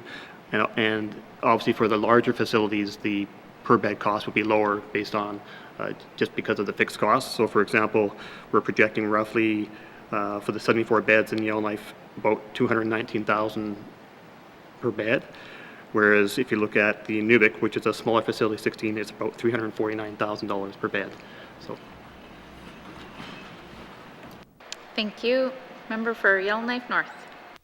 Thank you, Madam Chair. I'm doing some quick math. I think this is well over $20 million a year in O&M, and I think that's even a very conservative estimate based on what I just heard.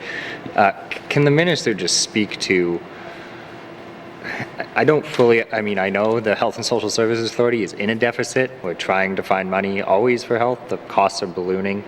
Can the Minister speak to kind of whether we are confident that we will have the fiscal room to operate these beds? Thank you. Thank you.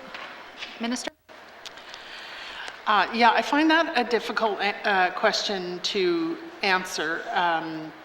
The Legacy project was planned before I came into this role, but always there was going to be O&M for all these extra beds, and so I'm assuming, and I hope I'm right about this, that it's on someone's radar that once we finish paying for the cost of the renovation, then we need to staff up the facility. In terms of the total ask and where it's going to come from and so on, that's going to be a future budget discussion. I will just say about the Legacy project that the beds are going to be phased in, so I don't believe we'll be looking for that total amount of money right off the top, but rather in a staged process. And if you look at the other long-term care projects that we've got on the books at this point, they're also being staged so that the cost for both the capital and the O&M is spread out over a number of years. Thank you. Thank you, Minister. Member for Yellowknife North. Thank you, Madam Chair. I know the territory spends, I believe it's upwards of $20 million on out-of-territory services, and we have many residents with kind of very complex needs in long-term care in Alberta. can the minister just speak to whether any of these long-term care beds would be able to repatriate those people? I know some have complex needs and services beyond what we're planning to build here, but I'm just wondering if any of these additional beds will bring people home from Alberta. Thank you. Thank you, Minister. Yeah, thank you. That's not our intention. The intention is that we are going to use an international needs assessment tool to assess people for the long-term care bed needs, and there will be a threshold of nursing and support services required before people are offered beds in long-term care. I am aware that in some cases now people with special needs are in long-term care, and I think that's a default because there hasn't been accommodation for them elsewhere. But you might know that we're doing a supported living review at this point where we're trying to develop an in-territory model for support for people who are currently living in facilities outside of the N.W.T. So we are interested in finding a solution to that, but we're pursuing it separately from the long-term care beds. Thank you, Minister. Any further questions, comments? Member for Montfouille? Yes, thank you. Long-term care facility. I know in my regions we have one, but we have residents from other communities in the region that are in my community. And not everybody, not all of them are happy to leave, but there's no facility, no program and services in their community. So I'm just wondering if we can have an increase in service for home care and for housing support that allows for elders to stay home. And for more, what I mean there too is that to have more staff, and because I know it's going to cost lots to build a home care facility in the community. So, and then, provide more services with staff and services like to accommodate the elders that do not want to leave their home. Thank you. Thank you, Member from Montfouille. Minister? Yeah, thank you, Madam Chair, and thank you for that question. Yes, at the same time that we're doing this planning for long-term care, we've also been doing planning for changes to home and community care. Just before this assembly began, there was a comprehensive review of home and community care and some recommendations about how the program could be strengthened. One easy example I'll give you is that the hours needed to be more flexible. That home care was primarily being offered only during work hours, 9 to 5, and that there was a need for home care in other hours. There's also a need for more home care if we're going to accommodate people to stay in their homes rather than move into regional centers to long-term care homes. And not only is that what we hear people want to happen, that they want to stay in their own homes as long as possible, it's also the most cost-effective way to support them. We just heard how much it costs to operate a long-term care bed. So if we are able to, spend a fraction of that money on home care, personal support worker and nursing care for people in their homes, that would obviously be better all around. And so that is something that we're actively working on now. Thank you. Thank you, Minister. You're good. Okay. Thank you. Member for Hay River South. Knowing that the long-term care facility, one's going into Hay River, and it was initially supposed to be a 48-bed facility, and it got decreased to 24 beds. And there was lots of discussion about that and back and forth. I guess what I'd like to ask is, has there been any more analysis done on whether that 24-bed is acceptable, or should we be looking at a 48-bed facility? Thank you. Thank you, Minister of Health and Social Services. Yeah, thank you. I thought for a small moment I might go through long-term care without Hay River, but no. Okay, happy to talk about that. It's important for the member to know that the planning work and design work has already started on the Hay River long-term care unit, and it's based on the 24-bed model. And I think that the member knows that it's going to be located adjacent to Woodland Manor once H.H. Williams Hospital is demolished. And I understand that in the future, should there be a need for a much greater number of beds, there's room on that campus to add another pod or wing of long-term care. But as things stand now, we're confident in our population projections. We appreciate all the questions we got to sharpen our projections and make sure that 24 beds was the right number, and I feel confident that it is. Thank you, Minister. Member for Hay River South. Thank you, Madam Chair. I appreciate, the work that's being done.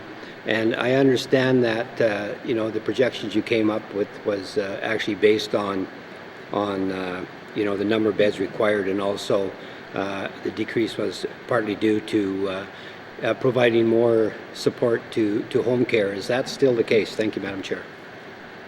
Thank you, Member. Minister? Yeah, the two things that drove the change in the Hay River bed count was, first of all, an understanding that Fort Smith needed more beds than they had, and were projected to need more into the future. And so instead of having people come into Hay River from Fort Smith, it made more sense to look at building a long-term care facility in Fort Smith to meet that priority of helping people to age in place. Although they might not be in their own homes, they would be in their own communities. So that was certainly a factor. The other is what I just mentioned about the international assessment tool to try and understand who needs to be in long-term care and at what point. So that is one of the drivers in looking at how many beds we think we're going to need into the future in all locations, not just in Hay River. And then finally, those people who may be screened out of long-term care because their needs are not acute enough to be in long-term care, then that's where we need to bump up our home care so that those people are given the assistance they need to stay in their homes. Thank you. Thank you. Member for Hay River South. Thank you, Madam Chair. And I see the estimated completion date is 2024, 25. I'd like to know if we're still on track for that, as we have not started taking down the old H.H. Williams Memorial Hospital. Thank you, Madam Chair. Thank you. Minister. Yeah, thank you for that question. I'll ask Mr. Heath to confirm that project schedule, what the project schedule is. Thank you. Mr. Heath? Thank you, Madam Chair. As the member noted, the H.H. Williams building hasn't come down yet, but the tender was issued a couple of weeks ago, so that work is going forward. I will note that based on that and the potential curveballs of COVID, this is an optimistic schedule, and we will have to be very focused in order to meet this target. And if we get new surprises with the construction industry and the supply chain, it may be at risk, and we acknowledge that it is an optimistic schedule. Thank you, Madam Chair. Thank you. Member for Hay River South. Thank you, Madam Chair. One other, point I'd like to bring up, or issue as well, is that on the land where the extended care will be going, and in the hospitals coming down, there is also an old medical clinic on there. And my understanding that it's only used for storage of medical files right now, and will that in any part, be part of this taken down and constructing a new facility, new extended care facility? Thank you. Thank you. Minister? Yeah, thank you, Madam Chair, and thank you for the question. I don't think there are any plans to demolish that building. I think that's called the Commissioner's Building. There are no plans to demolish that. It is holding files that go back to the founding of Hay River, medical files that go back to that point. We in the department have a significant storage issue with old medical files, and what we need is the budget to have a dedicated team to start sorting through these files and deciding what to do with them. Some of them may be disposed of, some of them may be digitized, some of them may be held back for other reasons. I understand there's a group of records being held back for potential tobacco lawsuits. So the business of storing the records is really problematic. And so for the time being, since we have a place in Hay River to store records, we're going to continue using that place. Thank you. Thank you. Minister, member for Hay River. Thank you, Madam Chair. Yeah, I guess with respect to the old clinic and the storage of files there, and you know, I know it is problematic, you know, where to store these, and knowing that the government is the department is looking at ways to digitize or another way to store, you know, to keep them. I feel that I guess that's going to be quite a few years down the road, whereas that building could be repurposed, in my mind, probably for a permanent day-night shelter. But what would have to be looked at is another facility or to store these files, which I understand is a combination of cold and heated storage, which would be sea cans possibly, and then just a small heated one. And such a building probably would be better located near the health center. Can the minister just comment on that? Thank you. Thank you, member. Minister? Yeah, thank you. Yeah, I understand what the member is saying, that could we find alternatives. You might not use a CCAN for another storage, but you might use the Commissioner's Building for another reason. And so I don't know if there has been any effort to find an alternative location by the Hay River Health and Social Services Authority, but that's something that we can inquire about and look at the relative costs. What would it cost us to obtain and secure and heat a CCAN, or heat a portion of a CCAN or a smaller one, versus the cost of keeping the records where they are right now. So that's something to follow up. Thank you. Thank you, Minister. Member?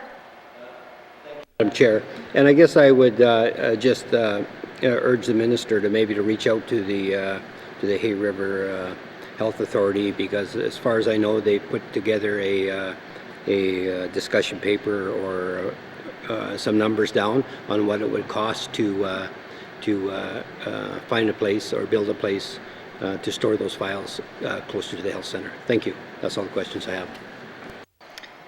Thank you. Did you want to respond, Minister? No? You're good? Okay. All right, so for anybody who hasn't spoken to long-term and continuing care, member for N.W.T, sorry. Thank you, Madam Chair. Just in regards to, bring this up every year, and in regards to long-term care for my riding, we have home support. Thank them for the staff for what they do, and the home care support workers in the community. I want to thank you for all what you've done for our people and our elders, but I really think it's time to build like I've been bringing up one in Saxa or YELLOWKNIFE, trying to work with the minister to get that done with a private company that's able to build it. They will come, you know, so to say, but I'm really hoping that we could get to an agreement within the next year, or, you know, we got 2 years left in our terms, and hopefully we could see that, because my elders in the community of Ullo and Paulituck and Sax, they're all not wanting to go to Inuvik. Travel there is too costly. Only time you'll get to see them if you're traveling on a medical, most likely, and or for work. I really think it's time to take that step. There's a design and that we could do to work with the community corporation, their business arms and partnership, and trying to make a committee for the community with local leadership and people from the community to try to work together to find a way through this. So I'm wanting to know from the minister if she's willing to work with us to try to get a long-term facility in Paulituck and YELLOWKNIFE. Thank you, Madam Chair. Thank you. Minister? Yeah, thank you, Madam Chair, and I thank the member for inviting myself and others to tour his riding in July. And one morning I walked down the main street in Sax Harbor and visited a couple of elders in their homes, and they were very clear with me that they had no interest in leaving their community, and they had no interest in leaving their homes. And so then the issue is how to support them in their homes, and home care is the way to do that. It seems to me that what was needed there more than anything was housing for seniors as opposed to long-term care. So last spring, feels about 9 years ago, but I think it was February, the Minister of Housing and I went to Fort Good Hope, and I saw there an N.W.T. Housing Corporation project of seniors housing, a 9-plex that had a common kitchen and a common recreation area. And I thought that that really was a great prototype for small communities that don't have the need for 24 beds, which is our standard, is to do it in increments of 8. But I thought that having this purpose-built facility, which has no barriers, roll-in shower, ramp to get into the building, that this was really a great way to help seniors be comfortable and stay in their communities at the same time. So I am looking forward to engaging with you and with the Housing Corporation to see what we can do in those high Arctic communities where people want to stay and should stay, to be in touch with their families, their language, and their culture. So if we can make that happen, I'm certainly very interested in doing that. Thank you. Thank you, Minister. Member for Nunavut? Madam Chair, thank the Minister for that. I'll take 2. Yeah. Even a 6-bed, even 6 and 6. But the best thing, though, that's really good to hear, because it's going to help alleviate the pressure on my elders and families, because you know it as well as I do. Our elders are so important to us, and they're the ones that made a way, and that's why we're here today, and we're trying to leave them home so they could, because once they go out of the community, it's, it's not good. But I want to just thank the Minister for that, and I look forward to working with her and the Housing Minister to get it done. Thank you, Madam Chair. Thank you, Member for Nunavut. Okay, so I have Member for Cam Lake and Member for Mount Fui left, and then any other members to ask questions under this? Okay, Member for Cam Lake. Madam Chair, it looks like I ended up on your list at the perfect spot, because it leads right into my question. A lot of the information that we are seeing about long-term care facilities coming out, especially post-COVID, are saying just exactly what the Minister is saying, is that the way to go is home care for care for our elders and our seniors, and prolonged quality of life, especially when you get to stay around family. And in addition to long-term care facilities, which we absolutely need, some people just need a place to live. And some people just need the ability of family to help them out. And so one of the things that comes up quite often is multi-generational housing. And I think this feeds in quite lovely as well to what the member for N.W.T was talking about is the ability to stay in your community, to live close to family, and to have the support of family.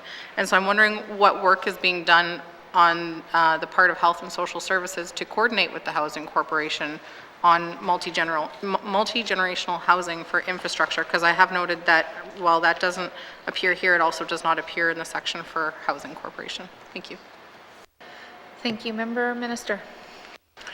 Yeah, thank you. I'm not aware that we're doing any work on multi-generational housing. Our role there is to make sure that the people who are in those houses are receiving appropriate home care so that their needs are being met to age in place safely and happily. But I'll just ask Mr. Heath if he knows of any work that's going in this area. Thank you. Thank you, Minister. Mr. Heath. No, thank you, Madam Chair. We're not actively working on that file. Thank you. Member for Cam Lake. Yeah. Thank you very much, Madam Chair, and I'm sure that this will come up when we talk about mean estimates as far as home care supports. In order for people to be supported by home care policies and to be supported by home care workers, they need to have a home that is suitable to live in. And so I guess this is more of a housing question, but I'm just wondering if Health and Social Services is actively working on housing for seniors then with the Housing Corporation, and I guess that was addressed more specifically with N.W.T, but then in terms of elders facilities. Thank you. Thank you. Member Minister? Well, as mentioned earlier, we have made a $5 million contribution to the Avens Pavilion in the form of providing money to construct their new kitchen and laundry facilities. So we're involved in that way. And then I don't think that we have other housing projects that we're directly involved with as the housing provider. But more, as I say, what we're doing is helping people to stay in their homes with personal support worker and nursing services. Thank you. Thank you, Minister. All right, so now member from Montfouet. Thank you. This is reference to the long-term care facility. But at this time, I would like to say we are fortunate in Cleacher region that YELLOWKNIFE is going to be getting a nurse for the first time. So I think this is a good time to accommodate the long-term care program Ms. Green just talked about. So what YELLOWKNIFE needs is that in order to promote the long-term care program, YELLOWKNIFE needs a health care facility of its own to accommodate a live-in quarter for the nurse, which N.W.T has that facility already. So because right now the healthcare center or that little office space is in the community government of YELLOWKNIFE's building, and it's in a public area. So I think if we can look into that further and put it, to accommodate YELLOWKNIFE people, so elders don't have to go far from their home communities. So I think this is the best time. This is a good time now that we have a nurse coming in to accommodate YELLOWKNIFE for the new health center. Thank you. Thank you. Member Minister?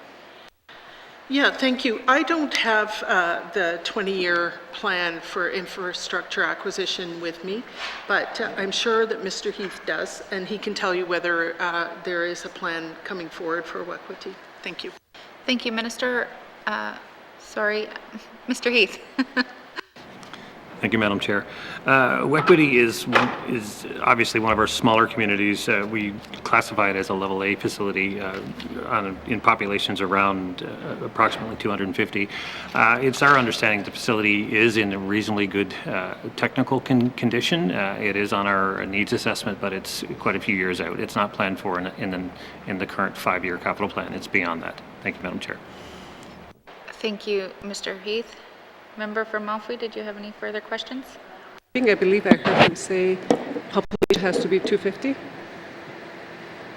Did he say that? Or what did I didn't hear? I think that's what he said. Sorry, Mr. Heath, clarify. In and around is not exactly 250, but communities of that size, not exactly 250. Thank you, Madam. Thank you. Member from Malfoy? Yeah, I know there are other communities with less than that population, they have that facility. So I don't think, Wequity, it's about over an hour with the flight. So I think it is time now that, because they've been, we've been leaving them out, the system has been leaving them out for so long. And for the first time, they're getting a nurse in their community, so which is good, and they are happy about it. But they would like to see more program and services being offered to their communities, and especially with the healthcare system, especially get a new health center, and that will promote jobs for the community as well, and maybe have the local train as a nurse. And there's going to be a lot of good opportunities that's going to be coming along with it too. So that's why I'm saying that it would be nice to put it in the capital plan. I know he said it's not within the 5 years, but it should be noted. It should be in the plan. And I'm not too sure if when was the last time they did a stats for Clecho region for statistics on populations. Thank you. Thank you, Member. Minister? Yeah, thank you. I'm not sure, and I would be interested to know how often the plans are reviewed and updated. So that's a question I'll ask Mr. Heath. Mr. Heath. Thank you, Madam Chair. So we wouldn't do the population projections. That would be done by the Bureau of Stats. And I actually don't know offhand the last time the Bureau of Stats updated it. I don't think it was that long ago. But we look at our 20-year needs assessment on an annual basis. And we do, basically, we have what they call a VFA report, which is a technical assessment of our conditions of our facilities, and we rank them on the basis of priority, was just laid out in our capital plan. This project is on our needs assessment, but like I said previously, it's not within the 5 years. We will absolutely take a closer look at that facility in the future and have an update. Thank you, Madam Chair. Thank you, Mr. Heath. Any further questions? All right, so Health and Social Services, Long-Term and Continuing Care Services, Infrastructure Investment, $38,538,000. Does committee agree? Thank you, members. Please turn now to the departmental summary on page 33. Health and Social Services, 2022-2023 capital estimates. $49,613,000. Does committee agree? Does committee agree that consideration of the Department of Health and Social Services is now complete? Thank you, and thank you, committee. Thank you to the minister and her witnesses, and Sergeant at Arms, you may escort the witnesses from the chamber.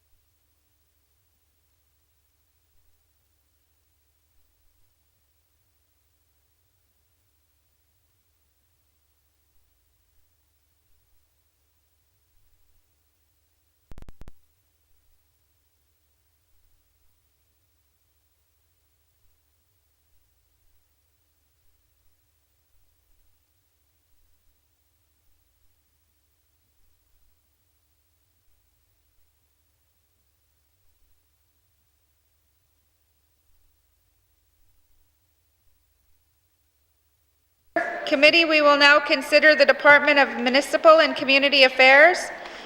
Does the Minister of Municipal and Community Affairs wish to bring witnesses into the chamber? Men-at-Arms, please escort the witness into the chamber.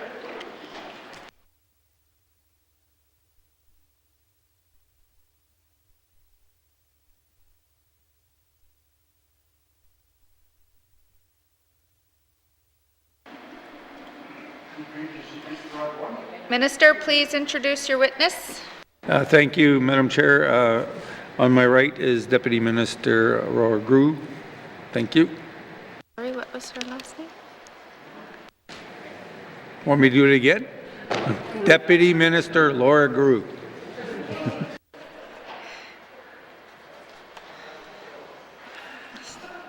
Welcome. The committee has agreed to forego general comments. Is the committee agreed to proceed to the detail in the table document? Thank you. Committee, the Department of Municipal and Community Affairs begins on page 64.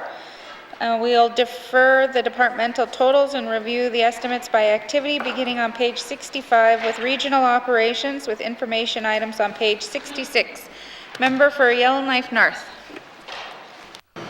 Thank you, Madam Chair. I guess the first question is, can I confirm that this is 100% flow-through money that goes directly to communities?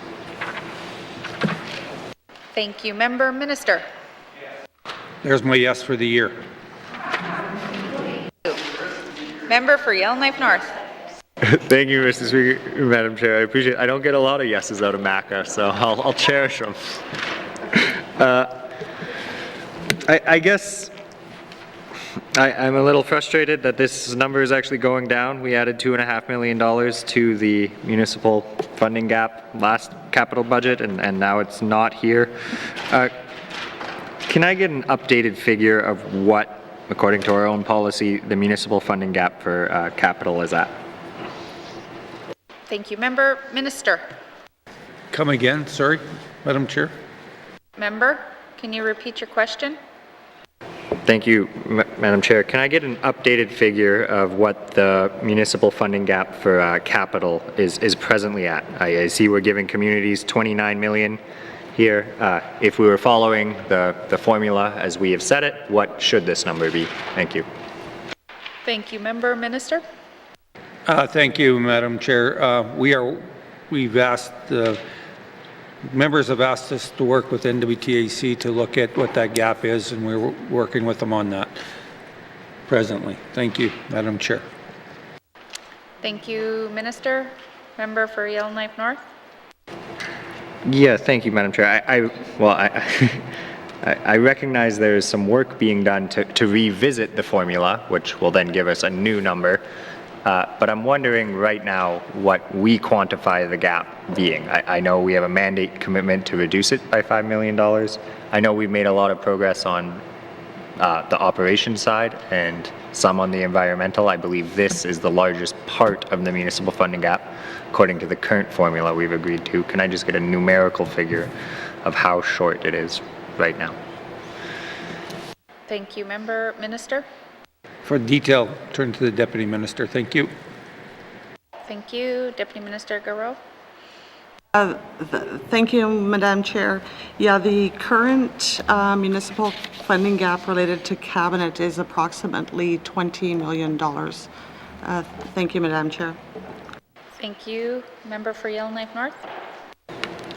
Thank you, Madam Chair. And I guess I'll lead into what the minister said there. I recognize that there's some disagreement about portions of the gap. You know, if a community pulls in a bunch of federal infrastructure money, that doesn't get factored into the formula. There's different ways to calculate needs. I'll note some communities have probably built far too much water and sewer lines for the size of them, and some are on trucked water, and there's obviously a lot of engineering analysis that goes into assessing that. But can the minister speak to when we expect to have a new formula agreed with N.W.T, the timeline for that work? Thank you. Thank you. Minister. Thank you. We may not agree with what the numbers are, but we are working with N.W.T. We've reached out, we're having conversations, and that's the extent of where I can tell you right now. Thank you, Madam Chair. Thank you. Member for Yellowknife North. Yeah, thank you, Madam Chair.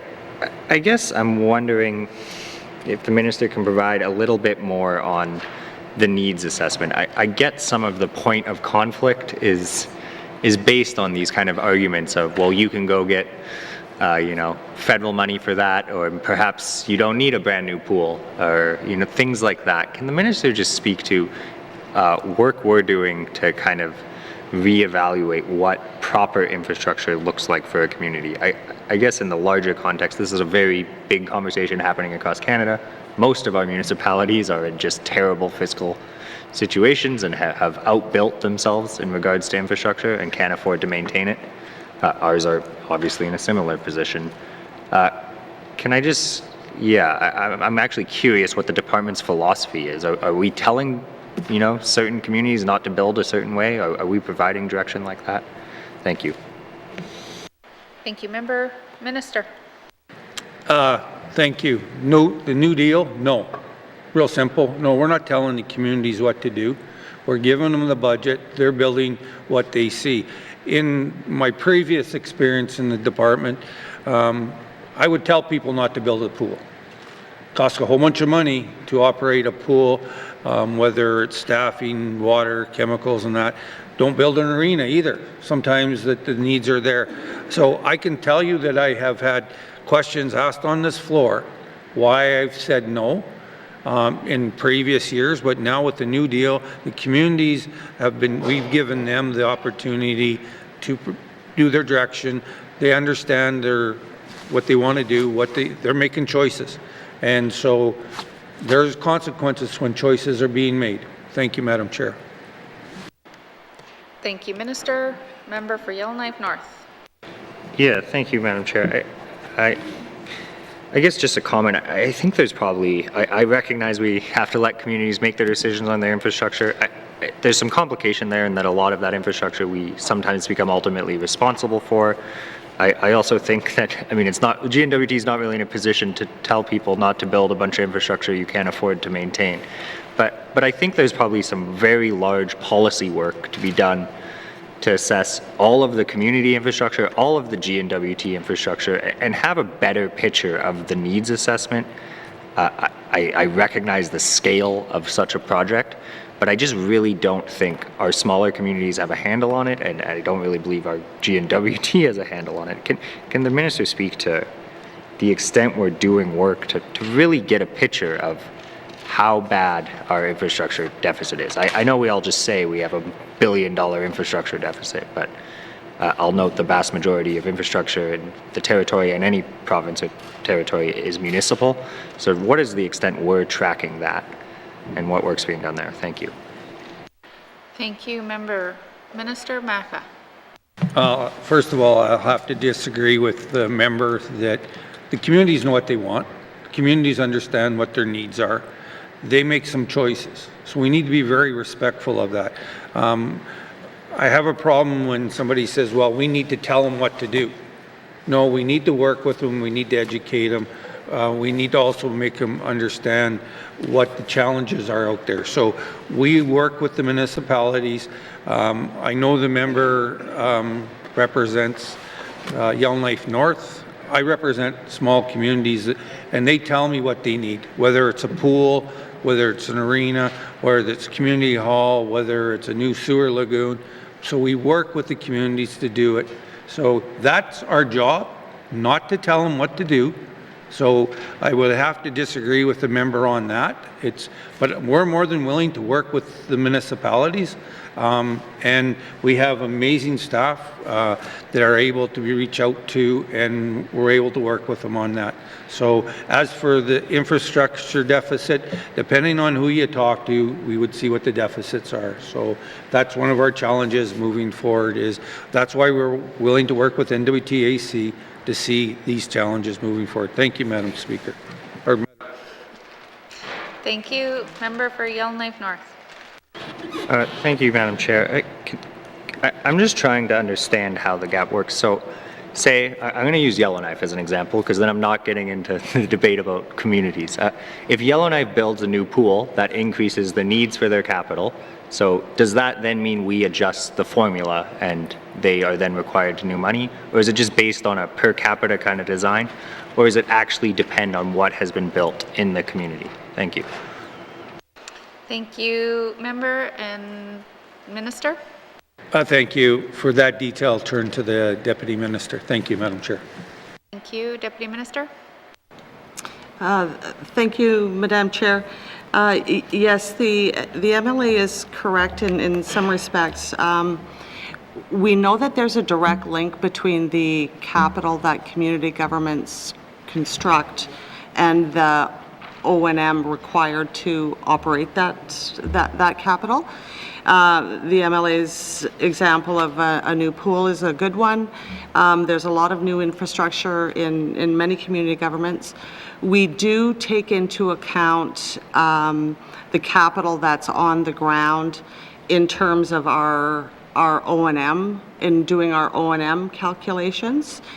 We have a budget for operations and maintenance for water and sewer, and we do come forward during the annual main estimates process, business planning process. As communities build more capital or they change their capital, it does have a corresponding impact on our O&M as well as the water sewer funding policy. So we do those calculations internally in the department, consult with N.W.T, see if required, and then come forward during the annual capital planning process if there's any adjustments required. Thank you. Thank you, Deputy Minister. Member for Great Slave.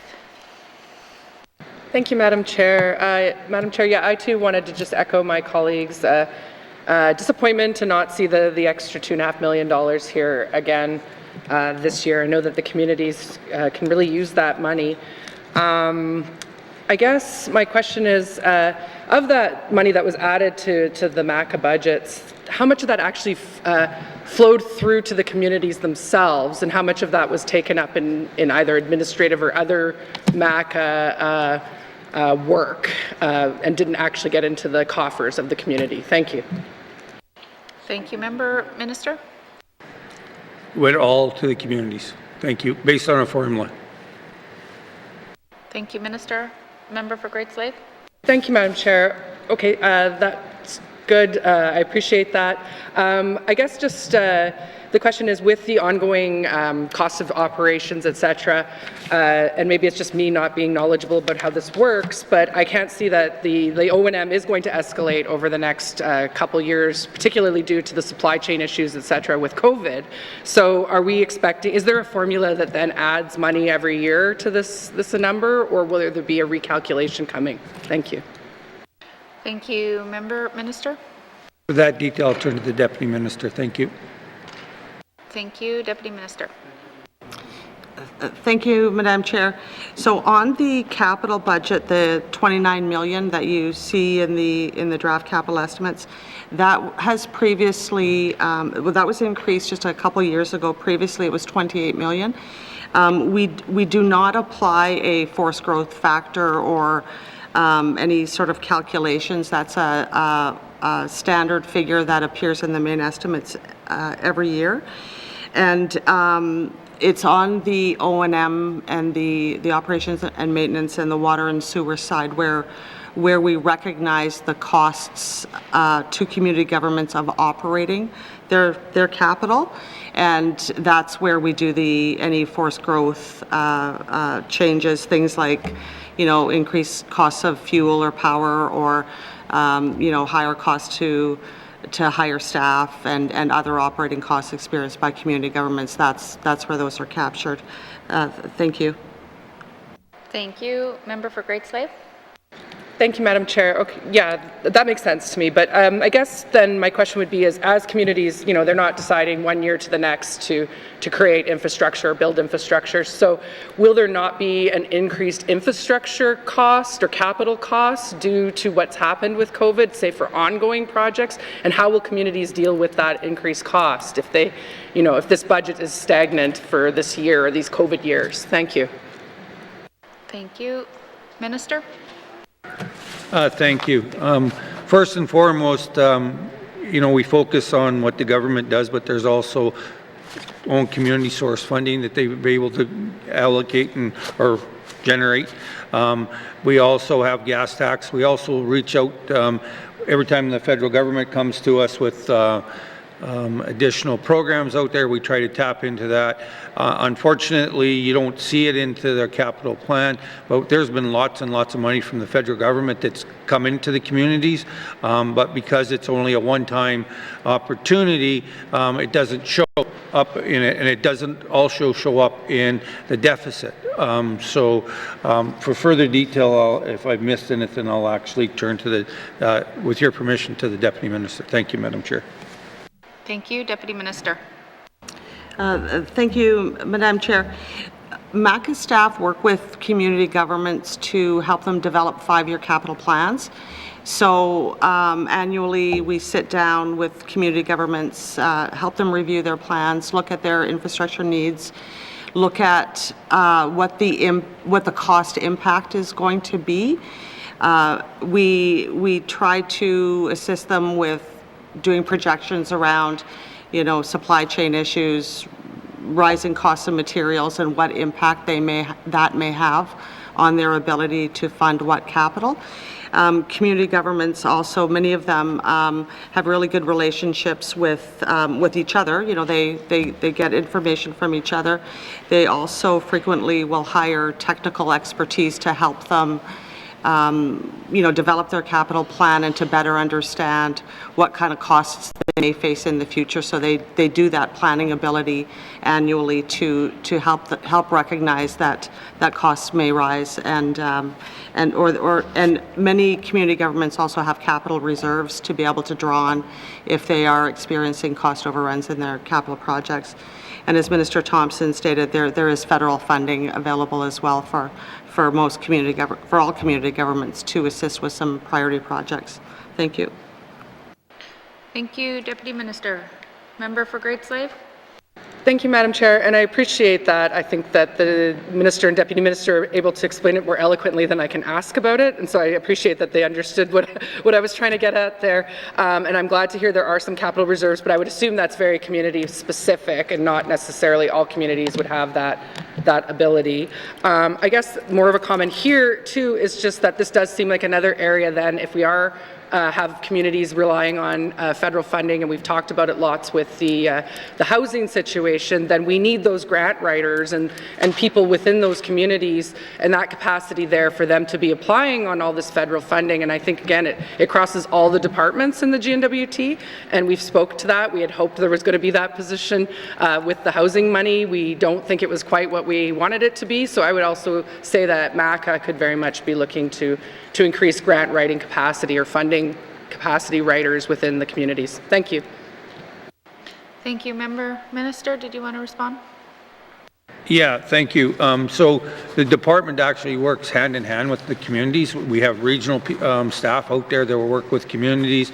So when federal funding comes out that fits into, well, sometimes it may not fit into what we're looking at, but we try to work with the communities to see how we can make it fit into what they're trying to achieve.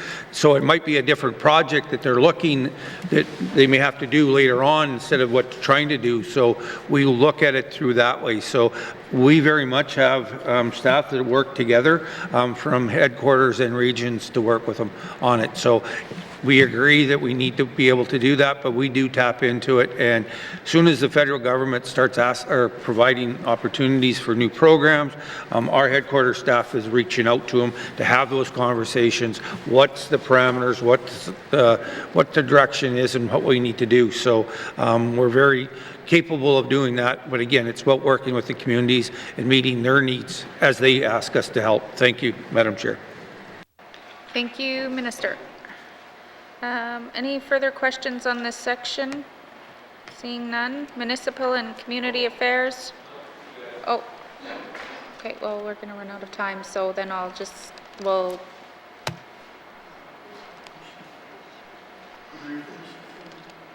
have to carry it over till Monday. We're going to run out of time.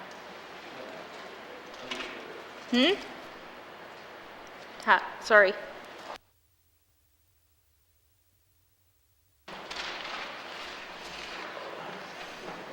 Member for Frame Lake? I was scrambling looking for the motion about how to finish off the item we're on, but I think I have to move that the chair rise and report progress. Thank you. There's a motion on the floor to report progress. The motion is in order and non-debatable. All those in favor? Opposed? Motion is carried. I will now rise and report progress.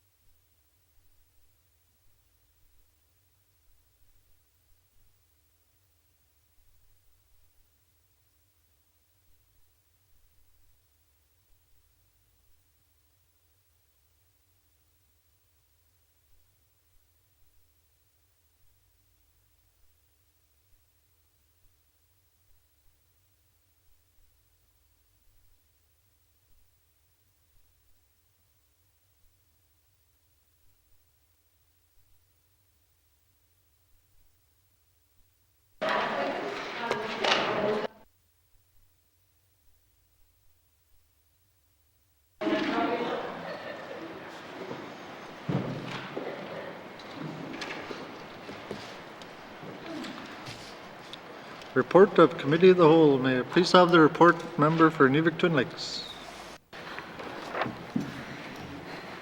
Mr. Speaker, your committee has been considering table document 437-19-2 and would like to report progress.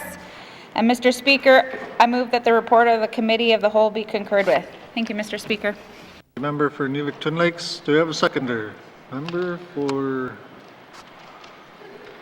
Sawtoo. All those in favor? All those opposed? Motion is carried. Third reading of bills. Third reading of bills. Madam Clerk, orders of the day. Indaidze edani segedi ha wek eati. Edaidze ke, edzoni ake lemi nano datso isle ho hote. Hayat eti awode hayati ek. Members' statement. Return to oral questions. Recognition of visitors in the gallery. 6. Acknowledgement. 7. Oral question. 8. Written questions.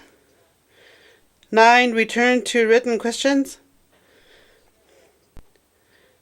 10. Replies to Commissioner address. 11. Petitions. 12. Report of committees on the review of bills. 13. Reports of standing and special committee. 14. Tabling of documents. 15. Notice of motion. 16. Motion. 17. Notice of motion for first reading of bills. 18. First reading of bills. 19.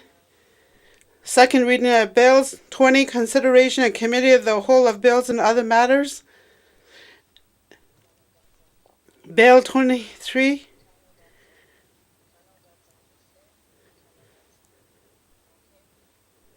Bill 32, Bill 33, Bill 36.